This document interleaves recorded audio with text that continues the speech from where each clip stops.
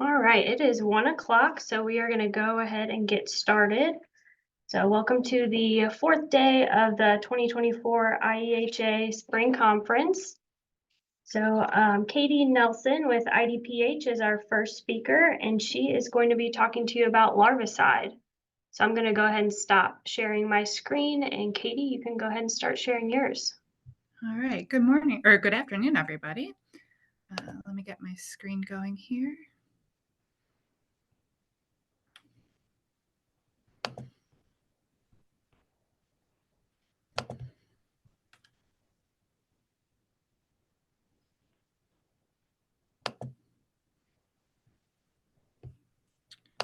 All right, let's get that going.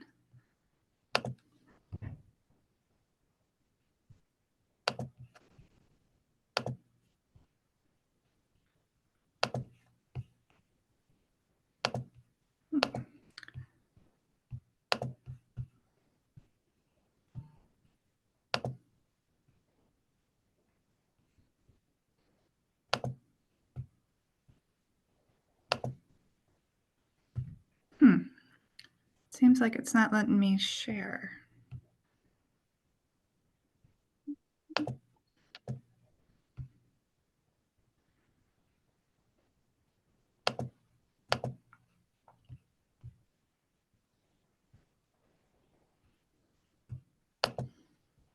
Let's try that again.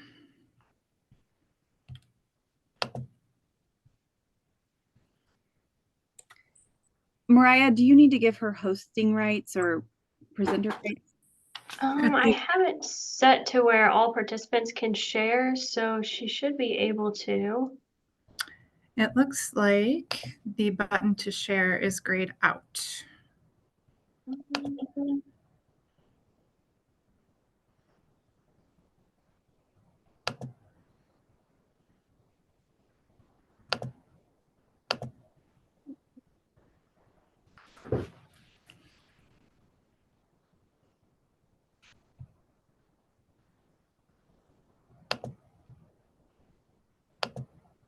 If you want to, you can send me your slides real quick and I can run them for you.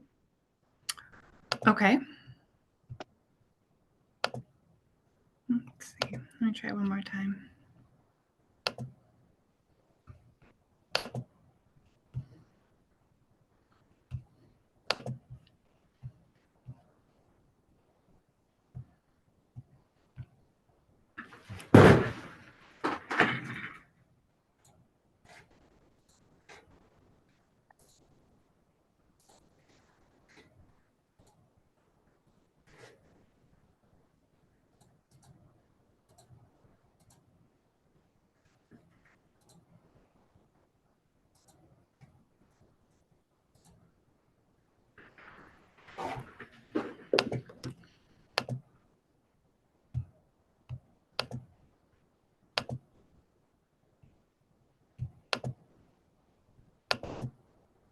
I made you a co-host, so see if that helps.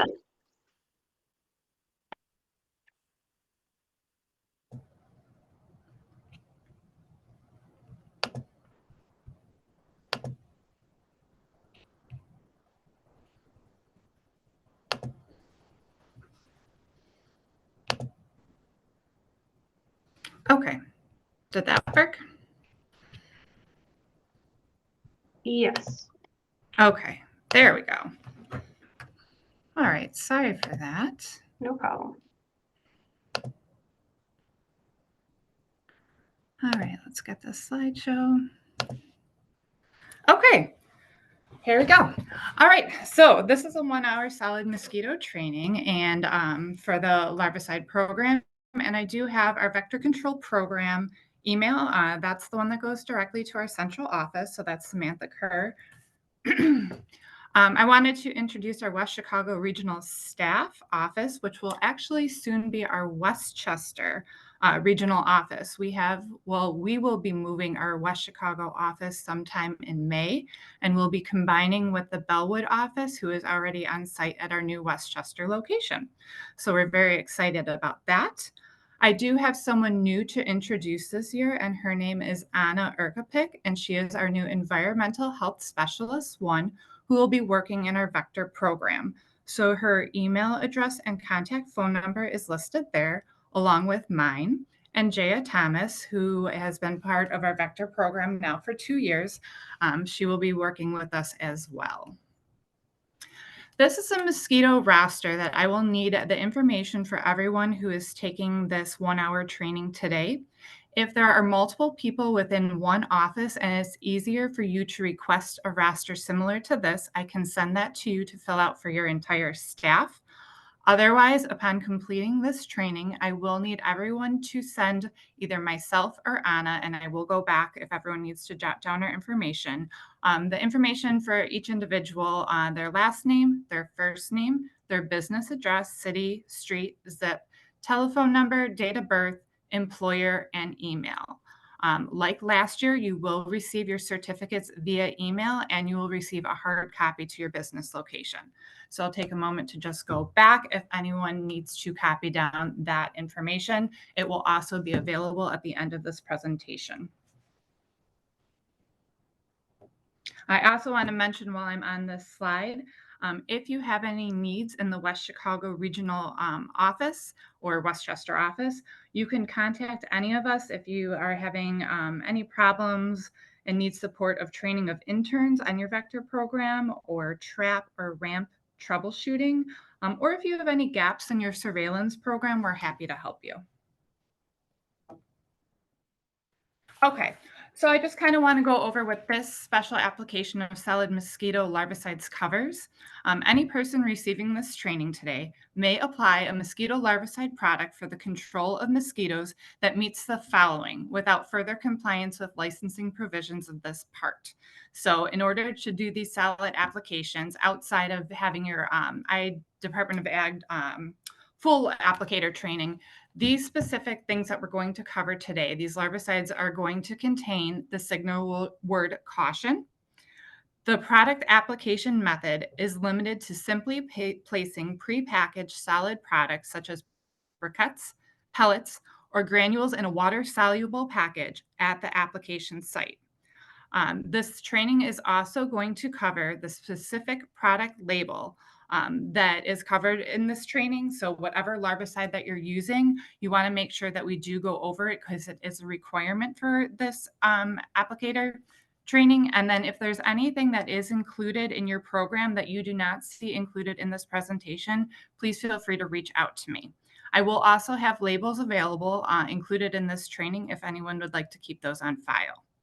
So any individual trained to apply a mosquito larvicide under the provisions of this section may only apply the specific mosquito larvicide or larvicides including in this training. And I believe we cover quite a few. So I doubt that there's any that you are using that are not covered, but again, reach out. And it's important to make sure that this, you can only make applications during the calendar year in which this training was received. So if you are getting a jump start on your program next year, you do need to take this course again before applying because it will only be good for the 24 calendar year. All right, so the solid mosquito larvicide training certificates, they're issued by the Department of Ag. Anything that you received last year should have an expiration date of 2023, and they're not valid for this year. Therefore, you're taking this course. If there is any specific questions, there is the email for the pesticide program and the phone number. Or if you're having any issues with your certificate, let's say your name is spelled wrong or the year's wrong or anything like that, you can reach out to me and we will get it squared away with them. All right, so we're going to start this with mosquito identification. What is a mosquito? A mosquito is a nuisance pest and a deadly vector of disease. There's many mosquito-carried diseases. One of the ones that we're most familiar with is West Nile virus. West Nile virus emerged in the U.S. in 1999 in New York and was identified in September of 2001 in Illinois when lab tests confirmed its presence in 2 crows in the Chicagoland area. By 2002, all but 2 counties in Illinois reported a positive human, bird, mosquito, or horse. And by the end of the season, there were 884 human cases with 64 deaths. Zika is another one. Most do not develop symptoms, but there is a severe impact on the fetus of pregnant women. Yellow fever is another one that you'll find in tropical and subtropical areas of South America and Africa. It's recently reemerged in Africa despite an available vaccine. And then malaria is another one that everyone is familiar with. And despite many control efforts to reduce malaria incidences in certain countries, it continues to be quite a problem in Africa. So again, what is a mosquito? It comes from the kingdom Animalia. Its phylum is Arthropoda. Arthropods have an external skeleton with a segmented body and segmented appendages. Its class is Insecta, which means that it has 6 legs, 3 body regions, which are the head, the thorax, and the abdomen, and it comes from the order Diptera. So it flies and has 2 wings, and it also has a long proboscis, scales on its wings, and their larvae come to the water's surface for air. But there's many other insects that are commonly confused with mosquitoes of the same order. So those are crane flies, midges, biting midges, black flies, house flies, horse flies, and stable flies. And it's important to know this because if you're going to go out either on a complaint or if you are treating for a certain mosquito, you want to ensure that you're actually targeting the appropriate pest and that it might not be some other nuisance pest. So mosquito species of interest in Illinois, there you'll see our Culex mosquitoes, and then we have an Aedes. But when you're going out there to treat for mosquitoes, it's important to be familiar with the mosquito life cycle. So the mosquito has a complete metamorphosis, and that means it goes from egg to larva to pupa and emerges as an adult. So the first life stage is the eggs. This is an example of the Culex species. They lay their eggs in rafts of 40 to 400 eggs on the water's surface. They hatch in 3 to 5 days, depending on environmental conditions, and they're often associated with temporary pools high in organic debris or sewage, basically any foul-smelling water. These are some examples of the habitat of the Culex mosquito. On the left, you'll see a catch basin. In the middle, you'll see a stagnant pool. And on the right, it looks like there's a culvert. So larvae are found in many permanent bodies of water, foul water, artificial containers. This catch basin on the left here, commonly you're going to see those treated by a lot of municipalities and mosquito abatement districts. Catch basins have a lot of organic content, so it makes it a very suitable breeding place. And treating these is a good example of a good integrated pest management program. When it comes to pools, depending on housing market conditions, especially when we have some bad market conditions, we saw a lot of stagnant pools that were breeding mosquitoes and were a common source for neighbors to complain. And then there was a follow-up that most local health departments would do to ensure that the pool is either treated appropriately or drained once occupied. Swales and culverts and ditches, obviously the best way to reduce your mosquito breeding habitats is to eliminate water, but that's not always going to be the case. So it's important that you identify certain areas within your jurisdiction where you know that there's going to be stagnant water where mosquitoes will breed, and it may be a spot that you're going to have to monitor annually if that water source can't be removed. We're going to get into the different life stages of the eggs. So this is an example of the Anopheles species. It lays eggs with floats singly on the water's surface, and again, hatches within about 3 to 5 days, depending on environmental conditions. It's associated with permanent freshwater pools, such as ponds, marshes, swamps, and other areas with aquatic vegetation. And this is the species that's known for the malaria mosquito.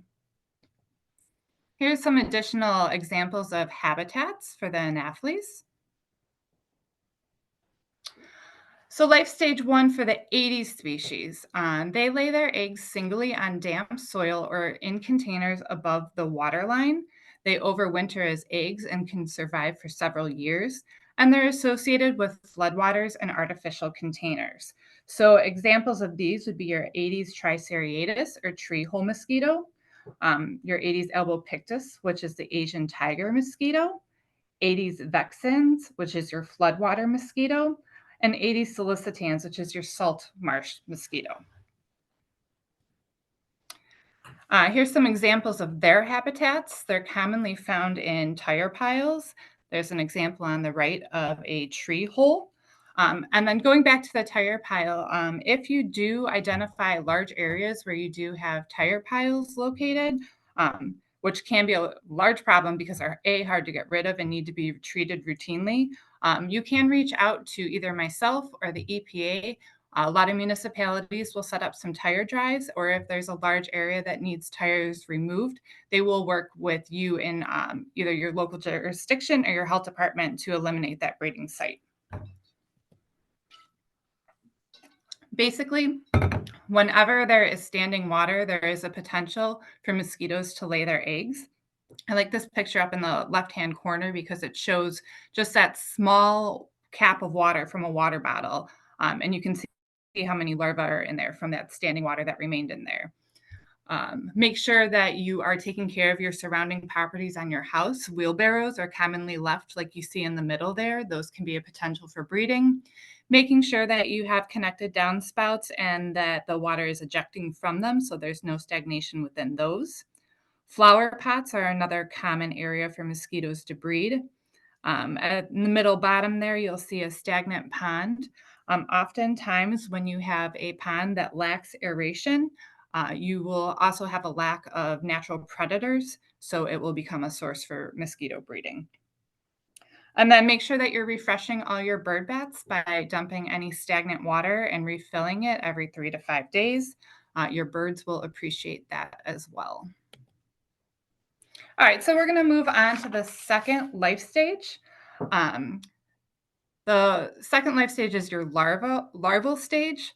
Larvae are called wigglers because they move in the water by wiggling. All mosquito larvae are aquatic. Mosquito larvae feed on organic debris and microorganisms in the water. And in warm weather, they can develop in 5 to 10 days. Now, this is the key stage of mosquito control because if you're applying a larvicide, this is when they're going to be eating. This picture shows you that the culex and Aedes have the long elongated tubes that hang from the water's surface at an angle. Anopheles larvae, however, they're going to lie parallel to the surface of the water, and they have more palmate hairs. Our third life stage is our pupal stage.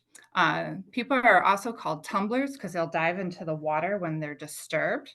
Just like larvae, they are aquatic. So you're only going to find your larva and your pupa in aquatic conditions. They have rounded bodies with elongated abdomens. They develop into adults in about 3 days, and they do not feed. So it's important that when you're applying a larvicide, that you're applying it at the larval stage if you want it to be effective. And then they breathe air through a tube protruding through the water. So again, your larvicides are not going to be effective at this stage, but it is important to point out that if you are going out for a mosquito breeding complaint or you observe mosquitoes in this stage, that it may be a site that you may need to reconsider going back to ensure that it does not continue to be a breeding site. So even though your larvicide would not be effective, it doesn't mean that you would walk away from this site. And then our last stage is our adult stage. This is when the mosquito is going to emerge from the pupa onto the water's surface. Adults primarily feed on nectar at this stage. Only female mosquitoes require a blood meal, so males will continue to feed on nectar, and then the female mosquito will take their first meal as nectar and then move on to blood meals. It's a protein for egg production, and birds and mammals, they feed on birds, mammals, and sometimes reptiles. So this slide is showing you the difference between the adult male and female mosquitoes. Like I said, the males are only going to feed on nectar, and they live only 1 to 2 weeks. They have long pelts and a feathery antenna, which you can see pretty clearly at that bottom picture. And then your females, they are going to take their first meal with nectar, and then they're going to feed on blood to lay their eggs. They're going to live longer, approximately 2 to 6 weeks. They have short pelts and a thread-like antenna. So the female mosquito is on the right there. If you get up close and personal with mosquitoes, you can definitely see the difference. All right, so for the Culex and Anopheles adults, they can overwinter as inseminated females in culverts, caves, under porches, in sheds, anywhere that they can to survive freezing temperatures. They spend time in like sewer lines and in your catch basins, anywhere where they can stay away from that cold. They travel short distances, less than a mile, and they're active from dusk to dawn. So they're going to stay close to their breeding sites. So that's basically the life cycle of mosquitoes, but we'll move on now to some of the diseases that they carry and why we consider them to be an important vector. The first important vector is the Culex pipiens, or the house mosquito. This is the mosquito that's going to transmit West Nile virus and St. Louis encephalitis virus. They prefer to lay their eggs in stagnant water with organic debris, such as the catch basins, abandoned swimming pools, and clogged gutters that we looked at earlier, and they are active from dusk to dawn. This is showing our primary vectors by region. So you can see that Illinois is covered by most of the top two, the pipiens and the tarsalis. But as weather conditions change, these vectors by region can change as well. So the West Nile virus that we talked about is transmitted by the Culex mosquito, or the house mosquito. It's maintained in that mosquito-bird-mosquito cycle. West Nile virus has been detected in many bird species, but crows and blue jays are more susceptible to the disease and the death from the virus. I don't know if anyone has noticed, but there seems to be an increase in the crow population in the past couple of years. That population was suppressed during some of our outbreaks in 2002 and 2012, but I personally, up in this part of Illinois, have noticed an increase in the amount of crows. And then humans, horses, and other mammals are considered to be dead and host. So it's not going to be transmitted from human to human, horse to horse, or other mammals. So it's important to know what some of the symptoms of West Nile virus are, because we know that the disease or the virus is present in this area. And you have to know what the symptoms are, because most of you are field workers who are going to be exposed to mosquitoes carrying this virus. So knowing what some of the symptoms are important. So in mild cases, which is about 20%, they're not usually reported disease cases, and may not be reported by a physician treating these symptoms and have no confirmatory testing, so they won't routinely complete that kind of testing. We also know that COVID may have an impact on how much the disease is reported or tested for. So with these mild cases, you could have no symptoms. You could have some flu-like symptoms, or maybe some minor muscle aches, which can be commonly misconstrued with other issues. In an active case, those symptoms definitely increase to more severe symptoms like headaches, flu-like symptoms, muscle aches and weaknesses, minor trunk rash, and these may become cases as determined by the treating physician. So in our severe cases, which is less than 1% of the cases reported, there's severe headaches, muscle pain, paralysis, disorientation, respiratory failure, coma, death.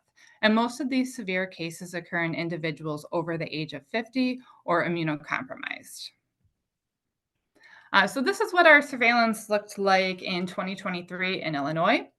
The surveillance data that we have available are collected by local health departments, mosquito abatement districts, the University of Illinois Veterinary Diagnostic Laboratory, who processes a lot of the birds that are sent in by local health departments.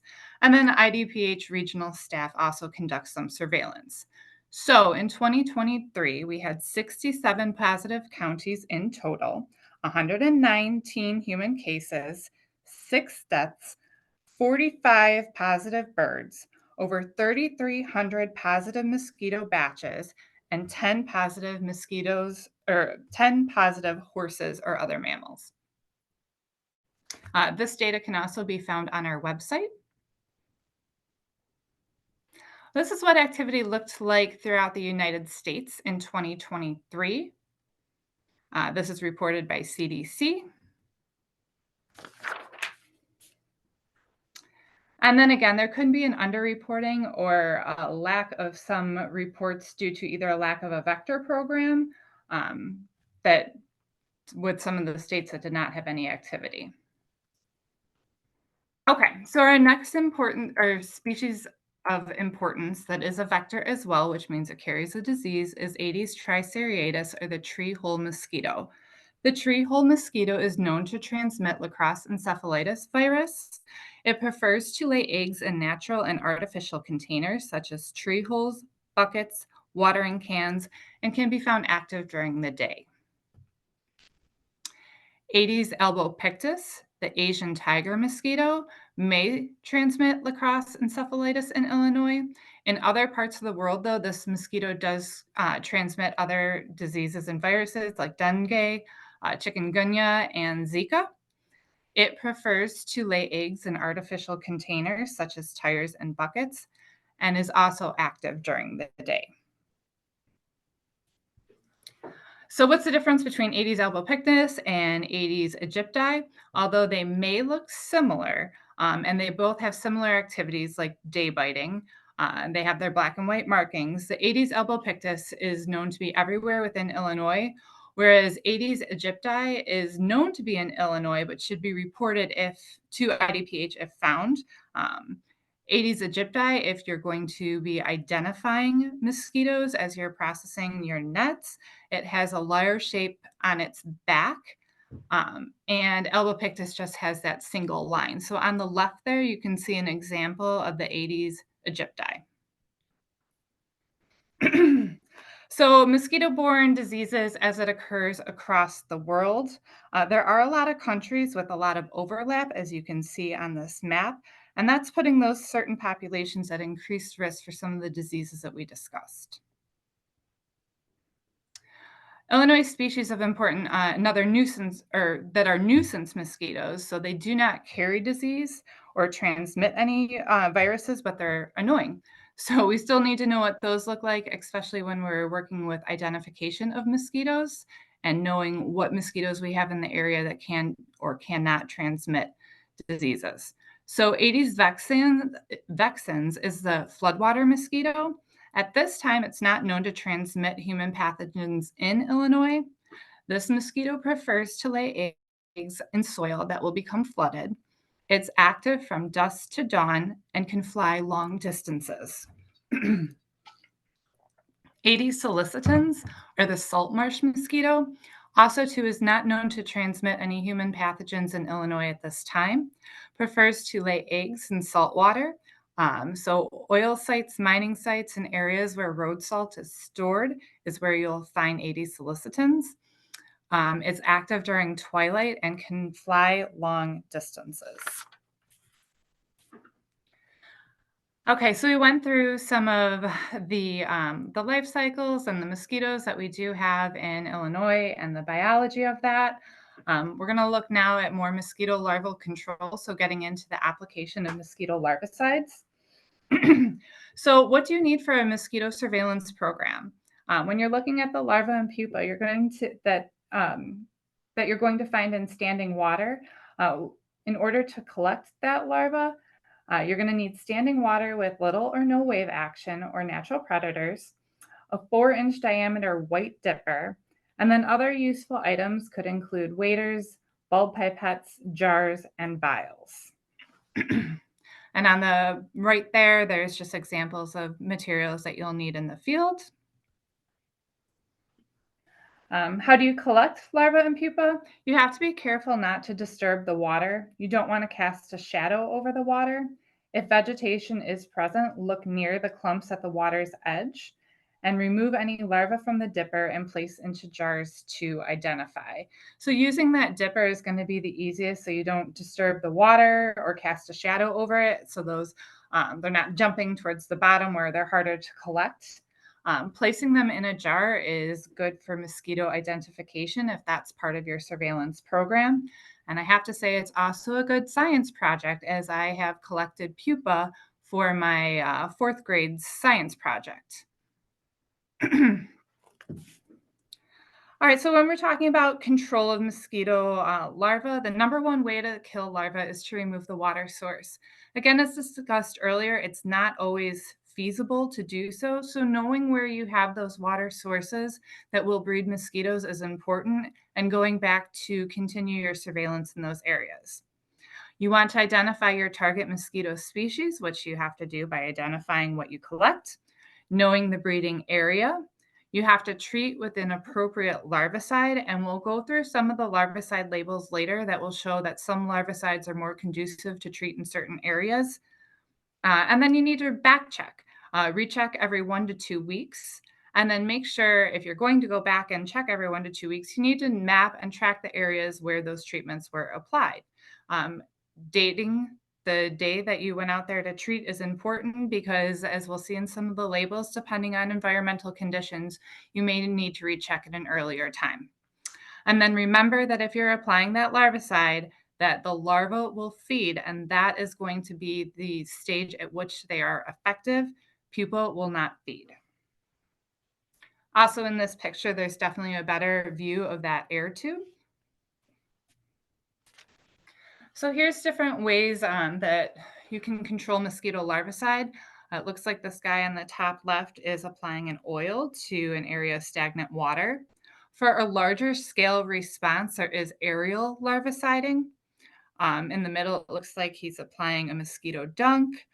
There's some granules on the top right, and the bottom picture shows someone using a backpack sprayer to treat a large tire pile. All right, so after you treat, back checking 1 to 2 weeks after larviciding is important to ensure that the product that you use is effective. Continued adult surveillance can indicate the effectiveness of the product that you applied. If you missed any locations, insecticide resistant. So if you are not rotating your product, you may find that the mosquitoes will, or the larvae will become more resistant to the product that you're using. And then changes in species. All right, personal protection. So there's different personal protection that is recommended when doing a mosquito or vector program. It's important to know that what mosquitoes are attracted to. They're attracted to dark colors, odors, movement, humidity, and carbon dioxide. So it would be important that if you're out in the field to avoid when you know that the mosquitoes are going to be out. So dusk to dawn activities, you want to wear light colored clothing or long sleeve clothing. There's also biological protection. So making sure that you're replacing your clothing that contains perspiration and body odors with fresh clothes. Having an extra set of clothes may be beneficial when in the field. And then there's also chemical controls. So using EPA registered insect repellents such as DEET containing 20 to 30% DEET, less than 10% with children. DEET should be applied to the outermost layer of your clothes, and you want to ensure that you're washing any exposed skin before covering it. There's picaridin, oil of lemon eucalyptus, and IR 3535. Other controls are property controls. So this picture shows common areas where mosquitoes can breed. You want to make sure that you're removing containers that hold standing water, that gutters are kept clean and downspouts free of any debris, refreshing bird water baths weekly, maintaining pools and ponds, removing old tires, and repairing or replacing ripped screens. Now, it's important to include that if you're going out, let's say, to a residential area where they're complaining of mosquito breeding, you do want to also take a look around the property to ensure that you're not identifying additional areas in surrounding properties and that you're providing education to the residents so that they can eliminate these breeding sources instead of just treating. Another vector in Illinois that we'll touch on briefly is ticks. So tick-borne diseases in the United States, below is a list. Lyme disease is one of the number one in Illinois, but other ones include Rocky Mountain spotted fever, anaplasmosis, Paswasum, tularemia, and many others, which we will go into. This map shows the geographic distribution of the American dog tick, which covers all of Illinois. Rocky Mountain spotted fever. This is transmitted by the American dog tick in the eastern, central, and western United States. Signs and symptoms, just like if you are out in the field doing a vector program for mosquitoes, you will be exposed to ticks. So you want to know some of the signs and symptoms of some of these diseases. So in the early days, the first 1 to 4 days, you'll have could be signs of a high fever, severe headache, malaise, myalgia, edema around the eyes, or gastrointestinal symptoms. Late 5 days and beyond, you could have an altered mental status, coma, cerebral edema, respiratory compromise, necrosis, or multi-organ failure. This map shows the geographic distribution of the black-legged tick. There are some areas in the upper portion of Illinois, but as weather conditions change, these ticks continue to migrate and can be found in other portions of the United States. This is the distribution of Lyme disease. You can see in the northern portions of Illinois, it's prevalent in the Chicagoland area and the eastern portion of the United States. So with Lyme disease, the signs and symptoms include early localized skin irritation. So you're 3 to 30 days after a tick bite, you'll see a red annular or homogeneous rash at the site of the tick bite, and it gradually expands over time to greater than 5 centimeters in diameter. Central clearing may develop as a rash that expands, resulting in that target or bullseye's appearance, and will feel warm to the touch, but it's not itchy or painful. This will occur in 70 to 80% of infected persons, and the classic rash is not present in all cases, which you'll see. This can also include fever, chills, headache, and excuse me, sorry. Geographic distribution of the brown tick. You can see the brown tick is prevalent throughout all of the United States. And on the left there's an example of the brown tick. Geographic distribution of the Lone Star tick. Now you can see that it covers all of Illinois, and there's an example on the left-hand side. So what's the concern with ticks? They spread somewhat randomly. It takes a long time to establish and be recognized by the medical community. There's habitat encroachment that is causing a more widespread distribution or movement of ticks. And there's been an identification of new diseases associated with ticks.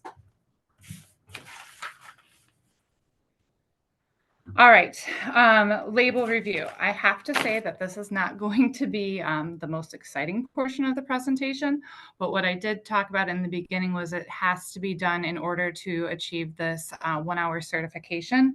So we're going to go through some of the contents of the label and the larvicides included in this training. So safety requirements. It's important to talk about, even if you're using the same product year after year, or the same type of product year after year, you have to familiarize yourself with the safety requirements and all of the label. So it's important to review the label for personal protective equipment requirements. It's important to always keep the label with you and with the product. You want to be familiar with the use restrictions, application rates, application methods, first aid, storage, disposal, and potential environmental hazardous conditions associated with the larvicide that you're using. Pesticides labeled as restricted use require a different certification separate from what we are doing today. And the label is a legal document and must be followed. It's important to remember that the label is the law. All right, so when we're talking about the toxicity of larvicides, we're looking at the LD50. The LD50 is half of the tested subject population dies from the effects of ingesting so many milligrams of concentrated material per kilogram of body weight. So below it shows you some examples of LD50s associated with various products. Caffeine is only 150 to 200 milligrams per kilogram, where if you're looking at an alticid, which is one of the larvicides that we'll go through, you're looking at 34,600 milligrams per kilogram.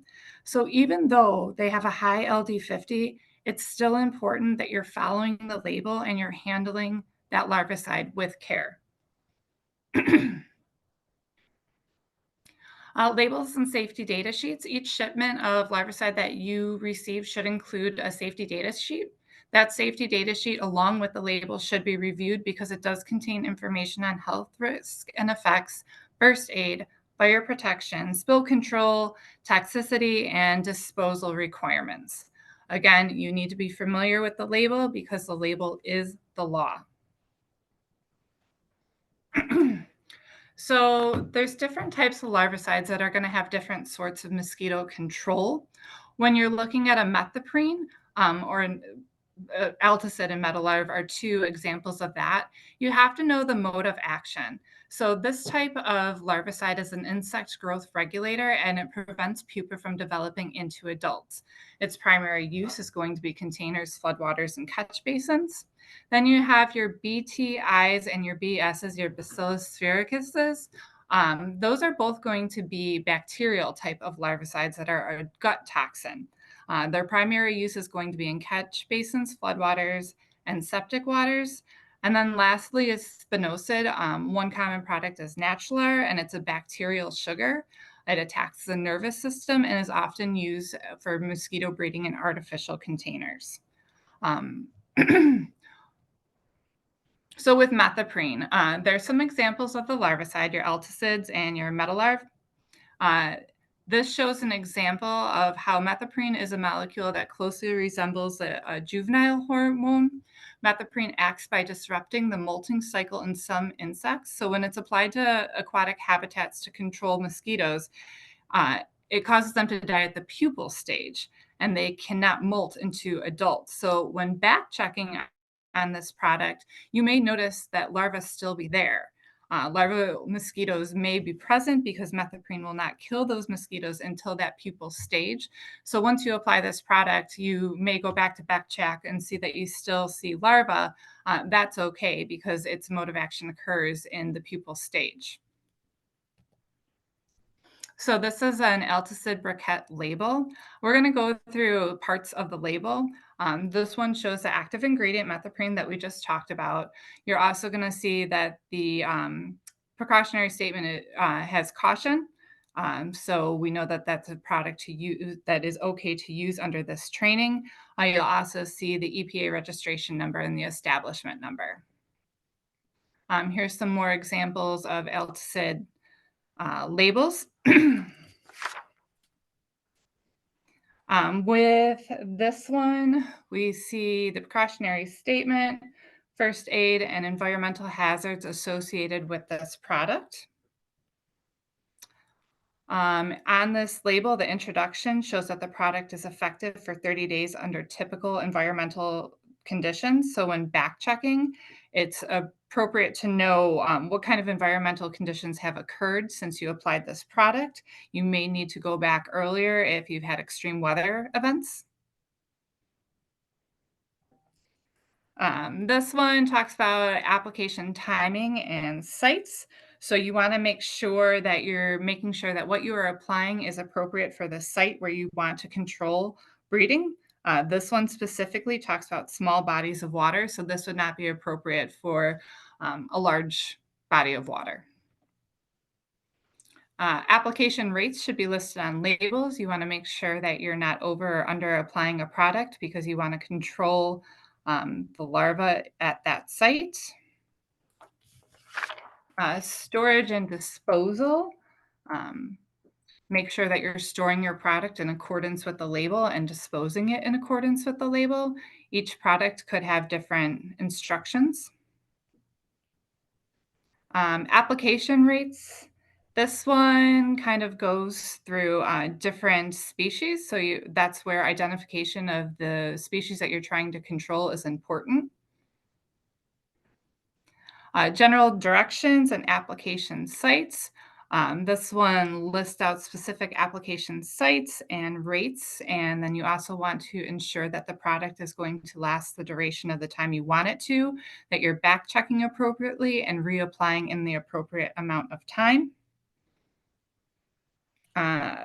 Directions for use. This one breaks down specific site applications, so you want to ensure that where you are applying is included on the label. There's an example that goes through catch basins, what you're going to use for that treatment area, and then other treatment areas commonly used for this product. So our other active ingredient that we talked about is our Bacillus sphaericus. So BS is ingested by larval mosquitoes, and the bacteria releases proteins in the midgut. The proteins bind to the specific receptor in the midgut and cause enough damage to kill the mosquito. And examples of this would be Vectalex and Spheritex, WSP.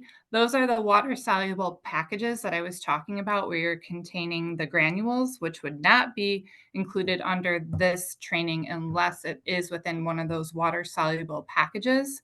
I do have to say reading the instructions for this type of larvicide would be important because if you are not storing it in the appropriate conditions, I have seen these packages melt, or if they get wet. So you want to make sure you're storing according to the label.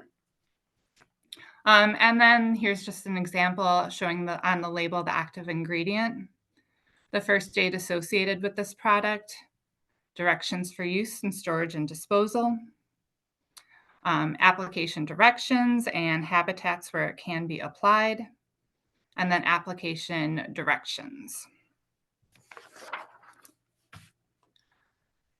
Here's an example of Spheritex. This talks about the water-soluble pouches, that you need to use them in 1 day, and what kind of mosquitoes are effective in controlling. All right, and then we have our BTIs. A BTI is a protein crystal that is formed during fermentation. These microscopic crystals are ingested by mosquito larvae as they feed.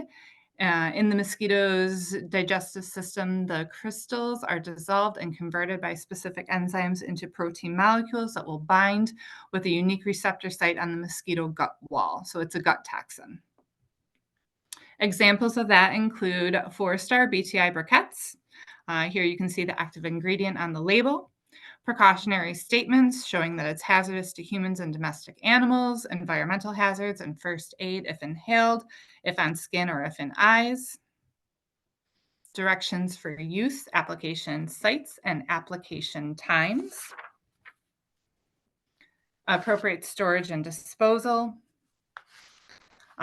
This highlights that one application will control mosquitoes for 150 days or more. So again, it's important to back check. It's important to know when you applied and where you applied. So if you are within a season that's exceeding the 150 days since the application, that you are going back to apply another product. And then this talks about application rates and different timings for treatment. So either a pre-flood or within a flooded area. You want to make sure that you're applying within an appropriate area, that it's appropriate for residential or commercial use. Here's our examples, the 4-star and the Vectomax. This shows the active ingredients of our BS on there and BTI.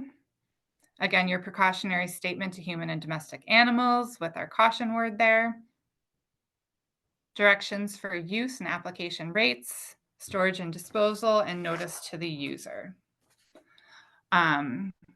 This also, because it's a 4-star briquette as well, but this one is only good for 90 days or more.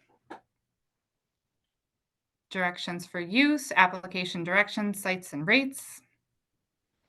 And then this talks about that it needs to be apply uniformly according to the rates listed below, and when to reapply based off environmental conditions. Directions for use, talking about that once the foil bag containing the product is open, the pouches need to be used within that day. So again, your storage and disposal would be important for this one. The different habitats in which they can be applied in. And finally, our active ingredients of spinosad. Spinosad was the sugar that alters the function of the specific insect receptors in a unique action that causes continuous nervous impulses. The constant involuntary nervous stimuluses cause paralysis and death. The action results primarily by ingestion as well as by contact with the active ingredient. An example of this would be Natular. It's just showing other examples of the contents of the Natular label. Application rates. Most of these larvicides will have an application chart that shows water depth and number of tablets to be used. So make sure you're familiar with the site that you're treating. Storage and disposal, an additional application. Okay, so that kind of took us through the larvicides included in this training. Again, if one was not covered that you use at your facility, please reach out and let us know. What comes next? So after I receive the requested information, most of the stuff is included on your work signature line, but I do need dates of birth for Department of Ag. I will submit the roster to them. I have to say they've been very quick in returning these certificates, so hopefully everyone should be able to receive them within approximately 2 weeks. Just a reminder that training is required each year of the larvicide application, so this is only going to be valid for the 2024 season. If you have any questions about the product that you're using, first check the product label. Do call the product manufacturer. And then if you need the National Pesticide Information Center, that's listed below, as well as the Illinois Poison Control Center. There's our contact information again. Also, I did want to mention that there was information sent out from our central office last week and earlier this week regarding additional training sessions. So there will be training sessions in person where you can obtain LEHP credit hours that will cover 1-hour larvicide training, mosquito surveillance and testing, mosquito identification, and active tick surveillance. If you need further information on that, please reach out to dphvector@illinois.gov. Additionally, there will be 3 more virtual training options. So if you have not gotten your vector interns or you have additional staff that was unable to attend this training, we will have 3 more virtual options. And with that, I am done.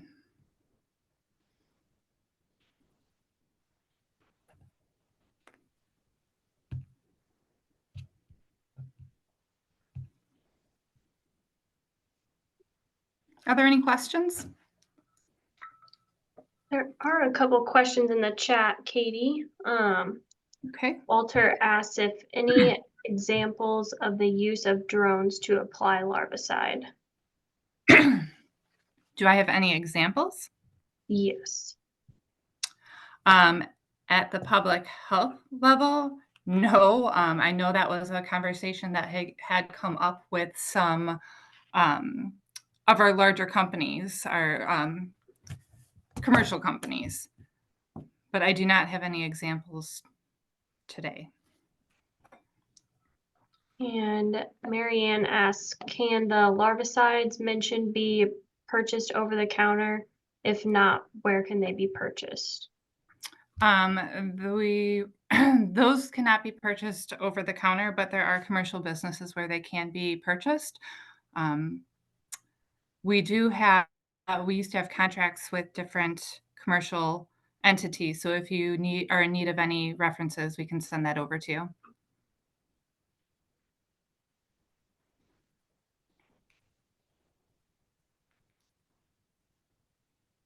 We have any other questions?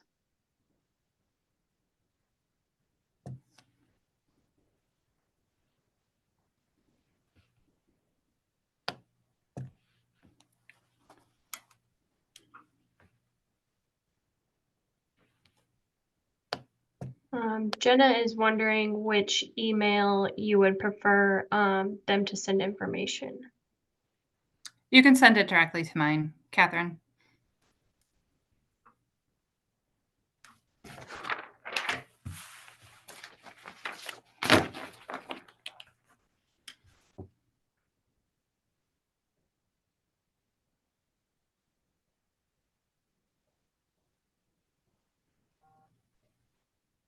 Anybody else?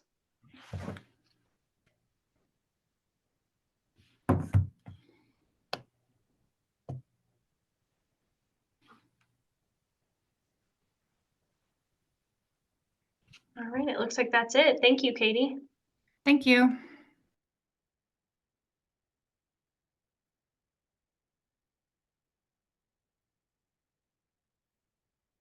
Okay, do we have the presenter from the IDPH Food Protection Program on?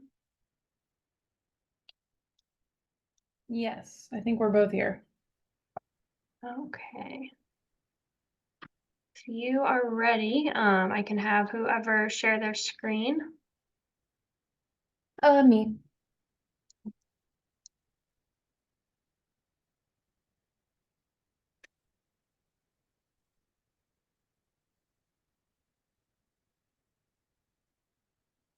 Hopefully it will work.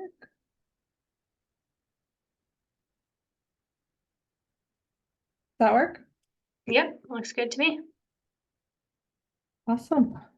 All right, so up next we have some IDPH food updates from the IDPH Food Protection Program. I will go ahead and hand it over to you. All right, I'm trying to see if, hold on, I'm trying to see if I can keep the chat open just in case. Great. Good afternoon, everyone. My name is Dara Dunlap. I am the program manager for IDPH's Food Protection Program. Also joining me today is Anna Yates, who is our IDPH Retail Food Coordinator. And today we just wanted to go over some general general program updates, let you know what's going on, and cover a couple of things. And I hope you enjoy. I'm in the mood for spring. I'm ready for better weather, nicer days. So I hope you enjoy the spring.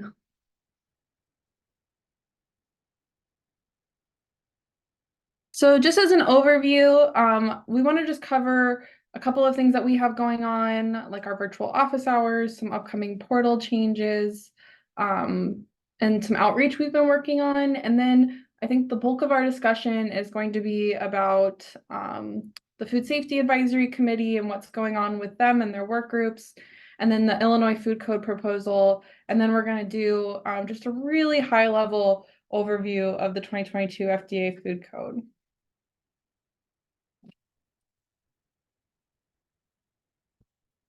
So if you aren't aware, IDPH hosts virtual office hours for local health departments every week.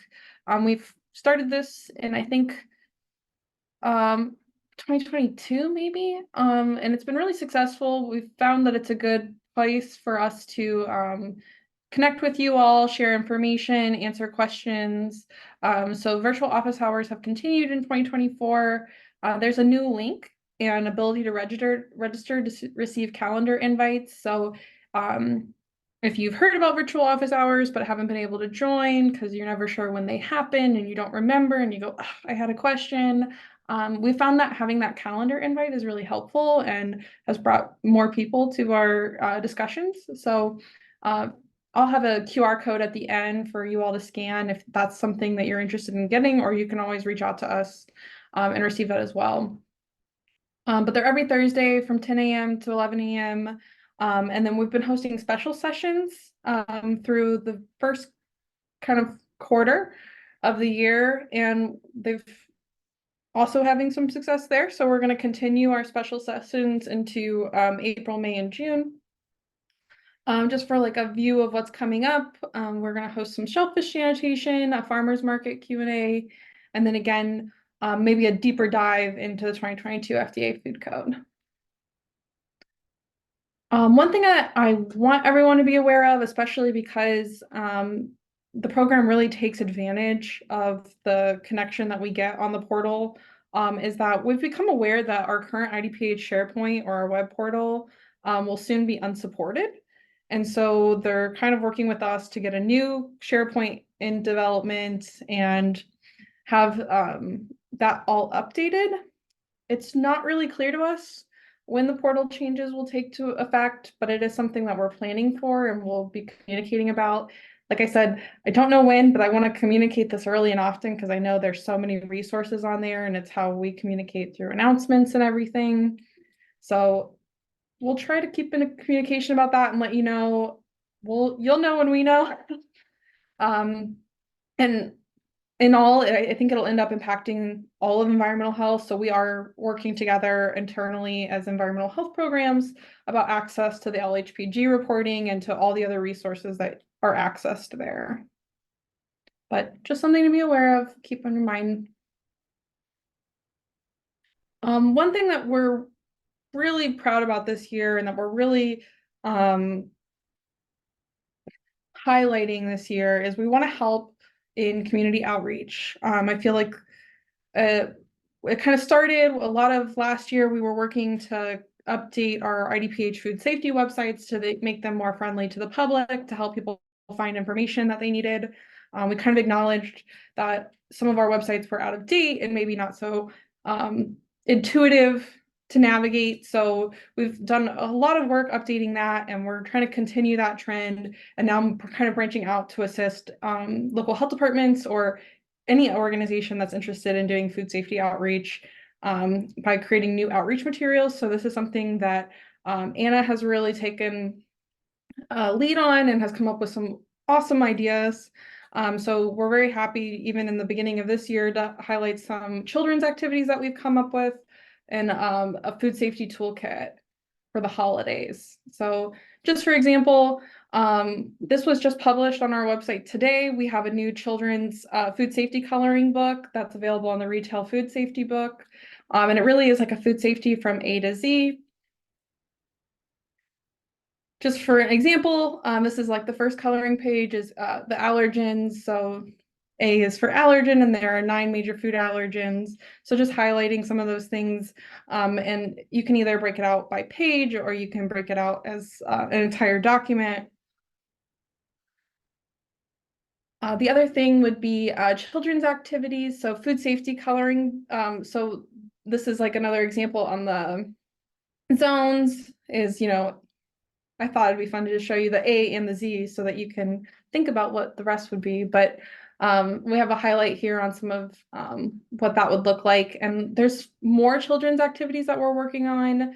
Specifically, allergens is one of the things that we really want to educate on, especially we had the rollout of Sesame last year. And with the new food code having an emphasis on the change of the major allergens, we did want those kind of resources available. So we'll also be having we've also been working on a children's activity associated with allergens. One thing that Anna has been working on that's, I think, really helpful, and I feel free to hop in, Anna, is a spring Easter or a holiday toolkit. So like we recognize that a lot of our holidays culturally are celebrated with large events sharing food or using food in different ways.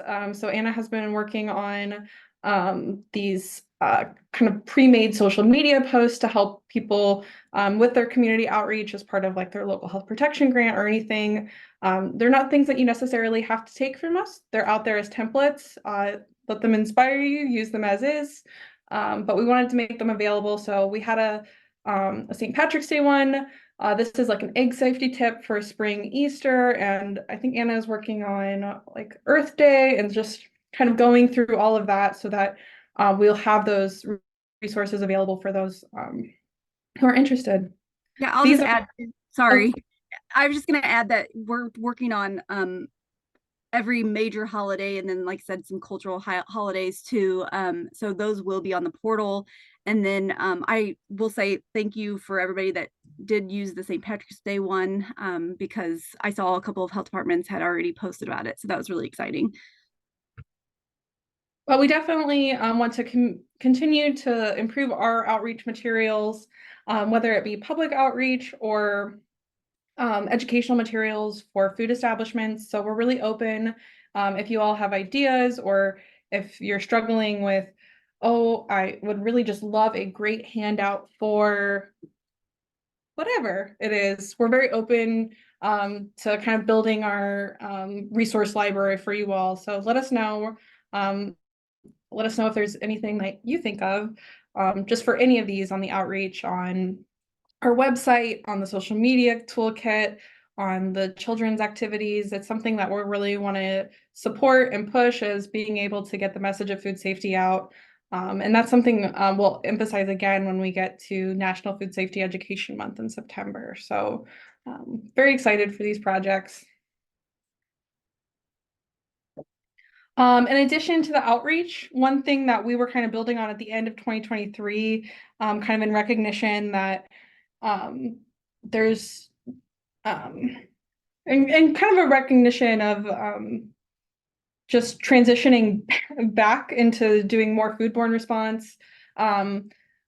We were working on new tools for foodborne illness response. So IEPH has worked really closely between environmental health and the Office of Disease Control to release pathogen-specific checklists for foodborne illness response. So right now, we have salmonella, STEC, norovirus, and these are checklists that are available on the online portal, and we'll also be sending out during foodborne illness outbreaks that kind of break down steps on what you need to look for when you are responding to these different things. And I think they're really helpful. Not every health department is engaged in foodborne illness every day. So it's really a nice kind of checklist to quickly say, what do I need to focus on in my environmental assessment? What do I need to look for in employee health? And even talks into sort of the early control measures of like employee health restrictions or cleaning that needs to be done. The norovirus obviously highlights making sure that the effective disinfectants are used or sanitizers are used, and really just captures kind of those things that are really unique to that pathogen. And so we're continuing to build this. So we have salmonella, STEC, noro. I think we're also working on a Campylobacter and a Vibrio. So you'll see these, and these are, I forgot to put their logo on here, but these were really inspired by the response checklists that are available from the Minnesota Center of, I always jumble it up, the Center for Food Safety Excellence. So we really took those great tools that they had produced and then made them more Illinois specific and used some of our own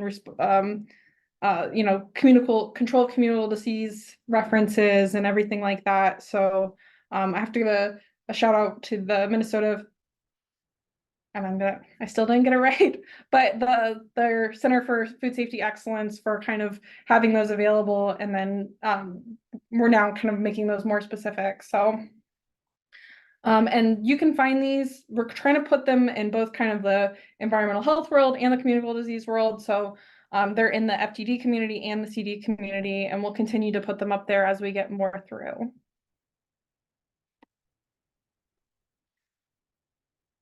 I kind of got a little early in this, but one thing I want to talk about is one of the goals this year was to look at new sanitarian training.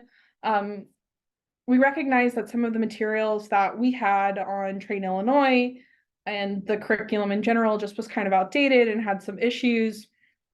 with incorrect course numbers or confusing links. Especially became more of an issue when there was a transition from like the compliance wire to the LearnEd learning system for FDA. So one thing we really wanted to take a look at this year is what we could do to improve new sanitarian training, not only the curriculum, but we've also gotten a lot of feedback that there's kind of a gap since we stopped offering in-person new sanitarian training. So we were just trying to get some feedback on new sanitarian training. We released a food program survey. I say last month, but was it even last month? I think so. Last month for feedback on the new sanitarian curriculum. And we got approximately 52 responses, which is awesome. One of the things that we took away was that some of our courses are helpful. So the violation by item number, Food Handling Regulation Enforcement Act, and our foodborne illness training. And those are things that we want to continue to build up as we have them. So we're going to keep those in and make sure on the other side, the food code chapters and any interactive scenarios. We also learned that some of our courses are not very helpful. So we have Train Illinois. I know we have kind of an outdated temporary food and a microbiology 101. And so recognizing that, we are going to go back through our trainings and really look at what we need to highlight in the Illinois section, and maybe not duplicate material that's being offered in the FDA courses. This project actually came at a really good time because the Standard 2 curriculum for the National Voluntary Retail Standards was also updated recently, and they kind of highlighted very similar FDA courses that were found to be least helpful. So I know a lot of our curriculum is based off of curriculum of the Standard 2 curriculum. So the ones that people really called out, like the gram-positive, gram-negative bacteria, the pasteurization and retarding, those were all things that were kind of highlighted in the curriculum or the Standard 2 curriculum change from FDA. So I think those are things we are going to try to align and maybe remove those from our course listing as well. It was also interesting because the survey really provided us an opportunity to learn what local health departments are doing in addition to following the curriculum and the local health protection grant to training new sanitarians. We learned that over 51% of our respondents reported that they have additional requirements beyond the IDPH curriculum, and that 68% of respondents reported that they follow Standard 2. So using that curriculum in the training program from the voluntary retail program standards. The other thing that we wanted to highlight or understand was we really want to be able to offer some sort of in-person opportunities for new sanitarian trainings, not only to offer connection points or networking, within public health and environmental health and food safety in Illinois, but to also provide opportunities for training that is just hard to teach virtually. And it was kind of interesting where we saw a lot of calls for different subjects of future training being things like de-escalation, managing stressful situations. A lot of people, I think, are looking for well, I'm trying to think of the word, opportunities to do mock inspections or just understanding kind of a standard breakdown of how to perform a routine risk-based inspection. Ones that I like is just talking about common violations and uncommon violations, some highlights on cleaning and breaking down equipment, writing violations. This is very interesting because we had a really great conversation yesterday in our retail food work group that, a lot of the things that there's a lot of good that comes out of new technology, but we're kind of seeing that it has impacts when you're training new sanitarians, when there's kind of pre-canned language for violations or for citations. And so we had a lot of interesting feedback about how local health departments go through different means of training through like handwriting inspection reports or things like that to improve retention and like understanding of violations and writing that way. So just new kind of approaches. We also recognize that for many jurisdictions, cottage food and farmers markets have become a larger piece of their food safety program. So talking about adding courses for cottage food and farmers markets somewhere on the curriculum so that those courses can be available. Also HACCP, time management. I think that was my favorite suggestion because I think we all are still I think we all have to learn that, and it's such a key part of environmental health that we don't train and don't talk about is how we manage different priorities, time management, project management. So I thought that was interesting. And then of course, I think we all want to hear more and more about FBI sampling just because it seems like the trend nationally really is to do more sampling, and we don't do a lot in Illinois. And so just focusing in on how to better learn environmental sampling or food sampling during foodborne outbreak response was very interesting.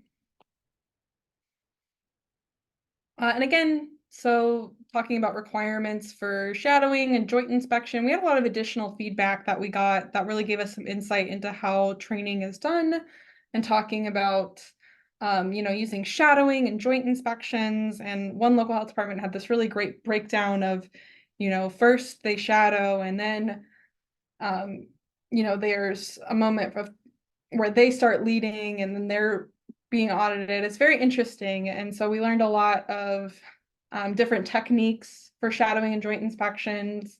One thing that seemed very common, but isn't necessarily called out in a lot of training programs was beginning independent inspections kind of in low risk facilities and then building confidence and skills as we're moving up into risk categories.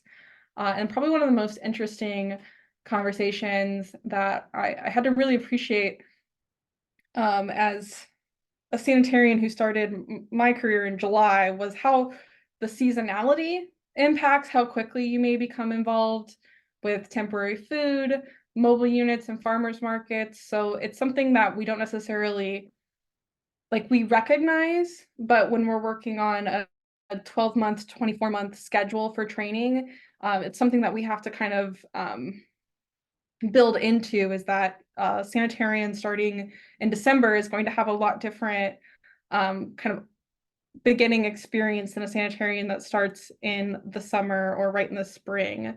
So we were talking more about how we can schedule out things so that they're available, but depending on when you need to start, that those are things that you can put off or get to right away.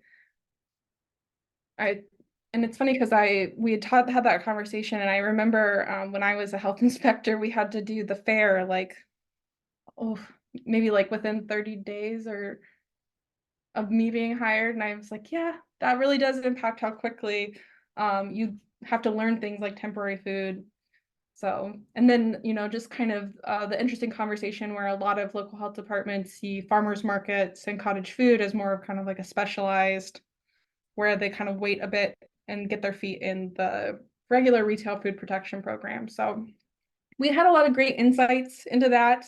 What we really want to do is take that in and continue to build on the curriculum and offer more opportunities, as well as improve the trainings that we have so that they really highlight what is meaningful. I also want to talk about our Illinois Food Safety Advisory Committee. This is a group that meets quarterly. It's really a collection of food safety people from the industry, from local health departments, federal partners, public health associations, in an effort to enhance and advance coordination and collaboration amongst Illinois food protection agencies and stakeholders. So we have FDA and USDA participate. We have Illinois Department of Agriculture, ourselves as IDPH, as well as several local partners. We have private sector stakeholders and public health associations and industry associations. And this group meets regularly to talk about anything from ongoing proposals for rulemaking, legislation, guidance. We also just communicate about projects and efforts going on, or even things that we're seeing that may come across several agencies. If anyone ever wants to listen in on the Illinois Food Safety Advisory Committee, joint information and the agenda are always available on the IDPH events calendars. We have quarterly public meetings. The last one was in March. So that one's passed, but we have upcoming ones in June and September.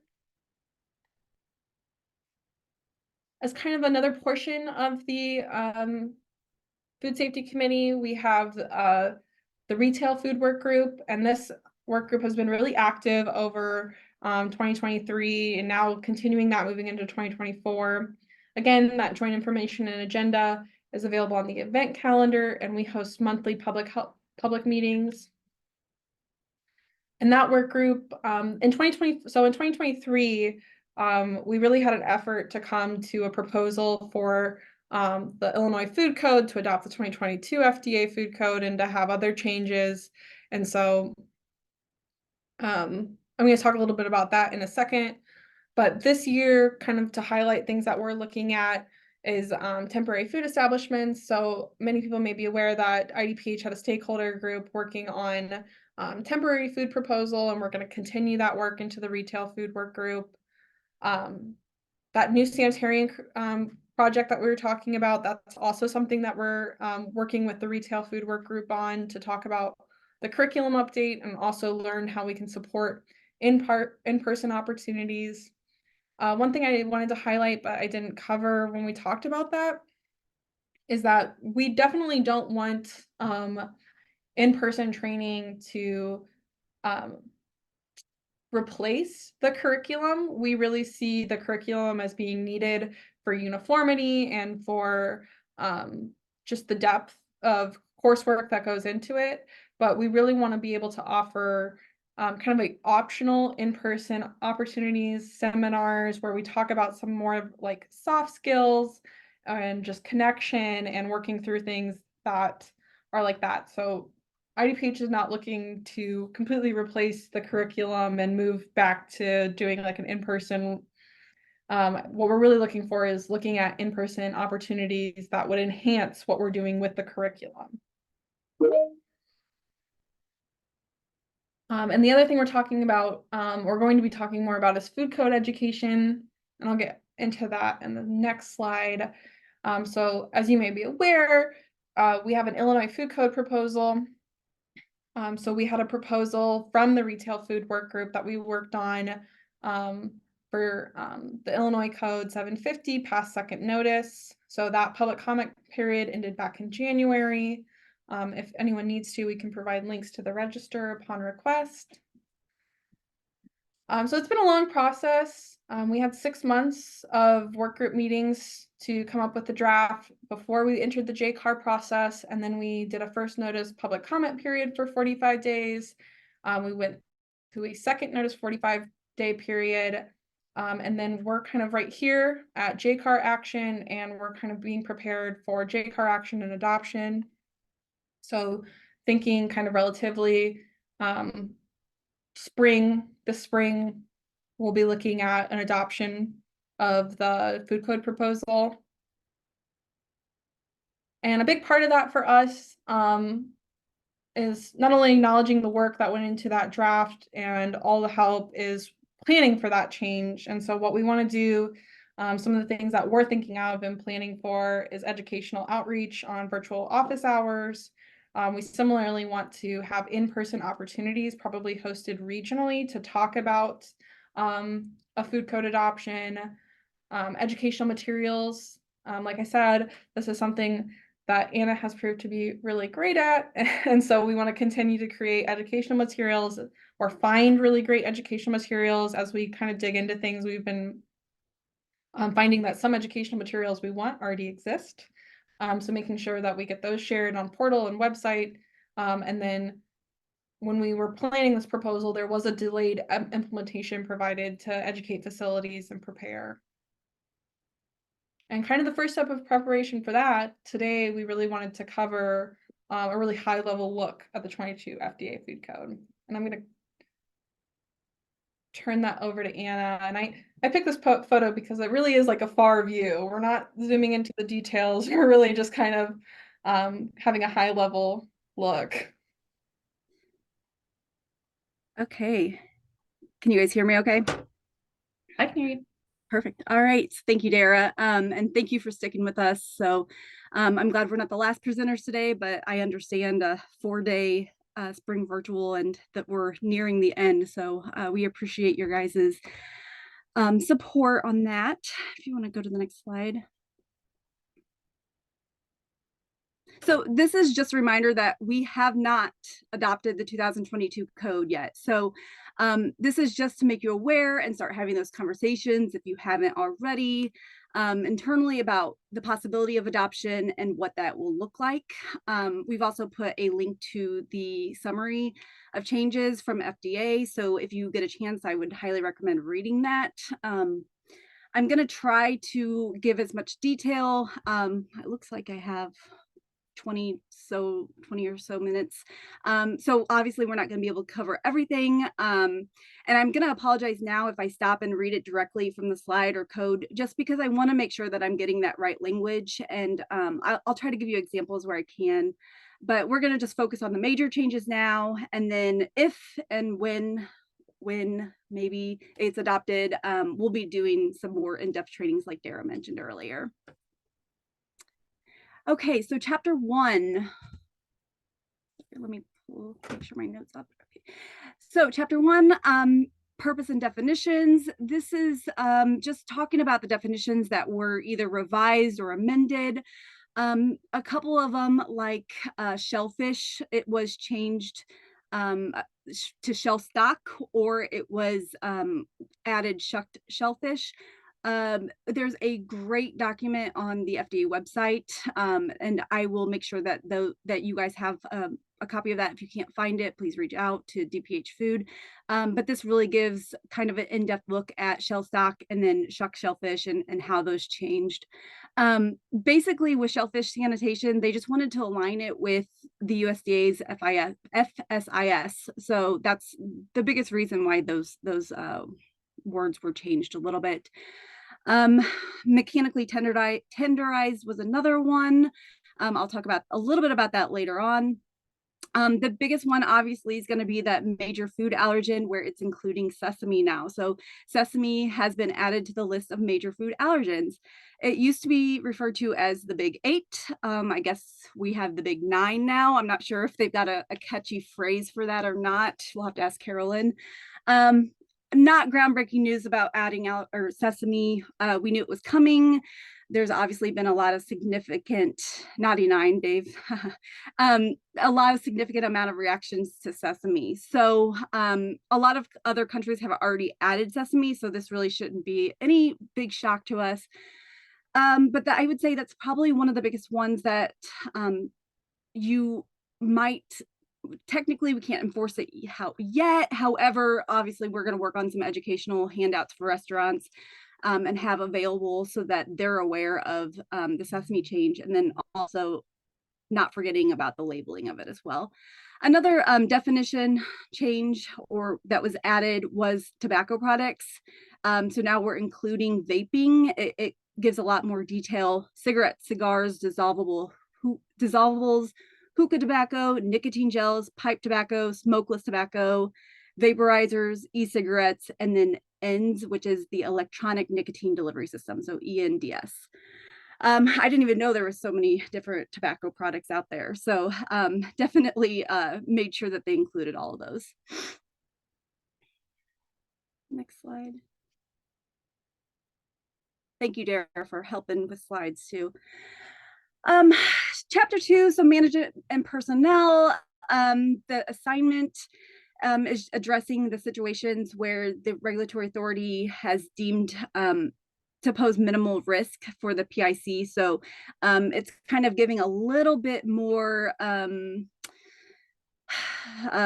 what's the word I want to, a little bit more exemptions for designating a person in charge. And there might be some different factors, maybe of what the foods offered, maybe some public access, cleaning, things like that. So they've kind of defined that a little bit more in there. 2-10311, person in charge.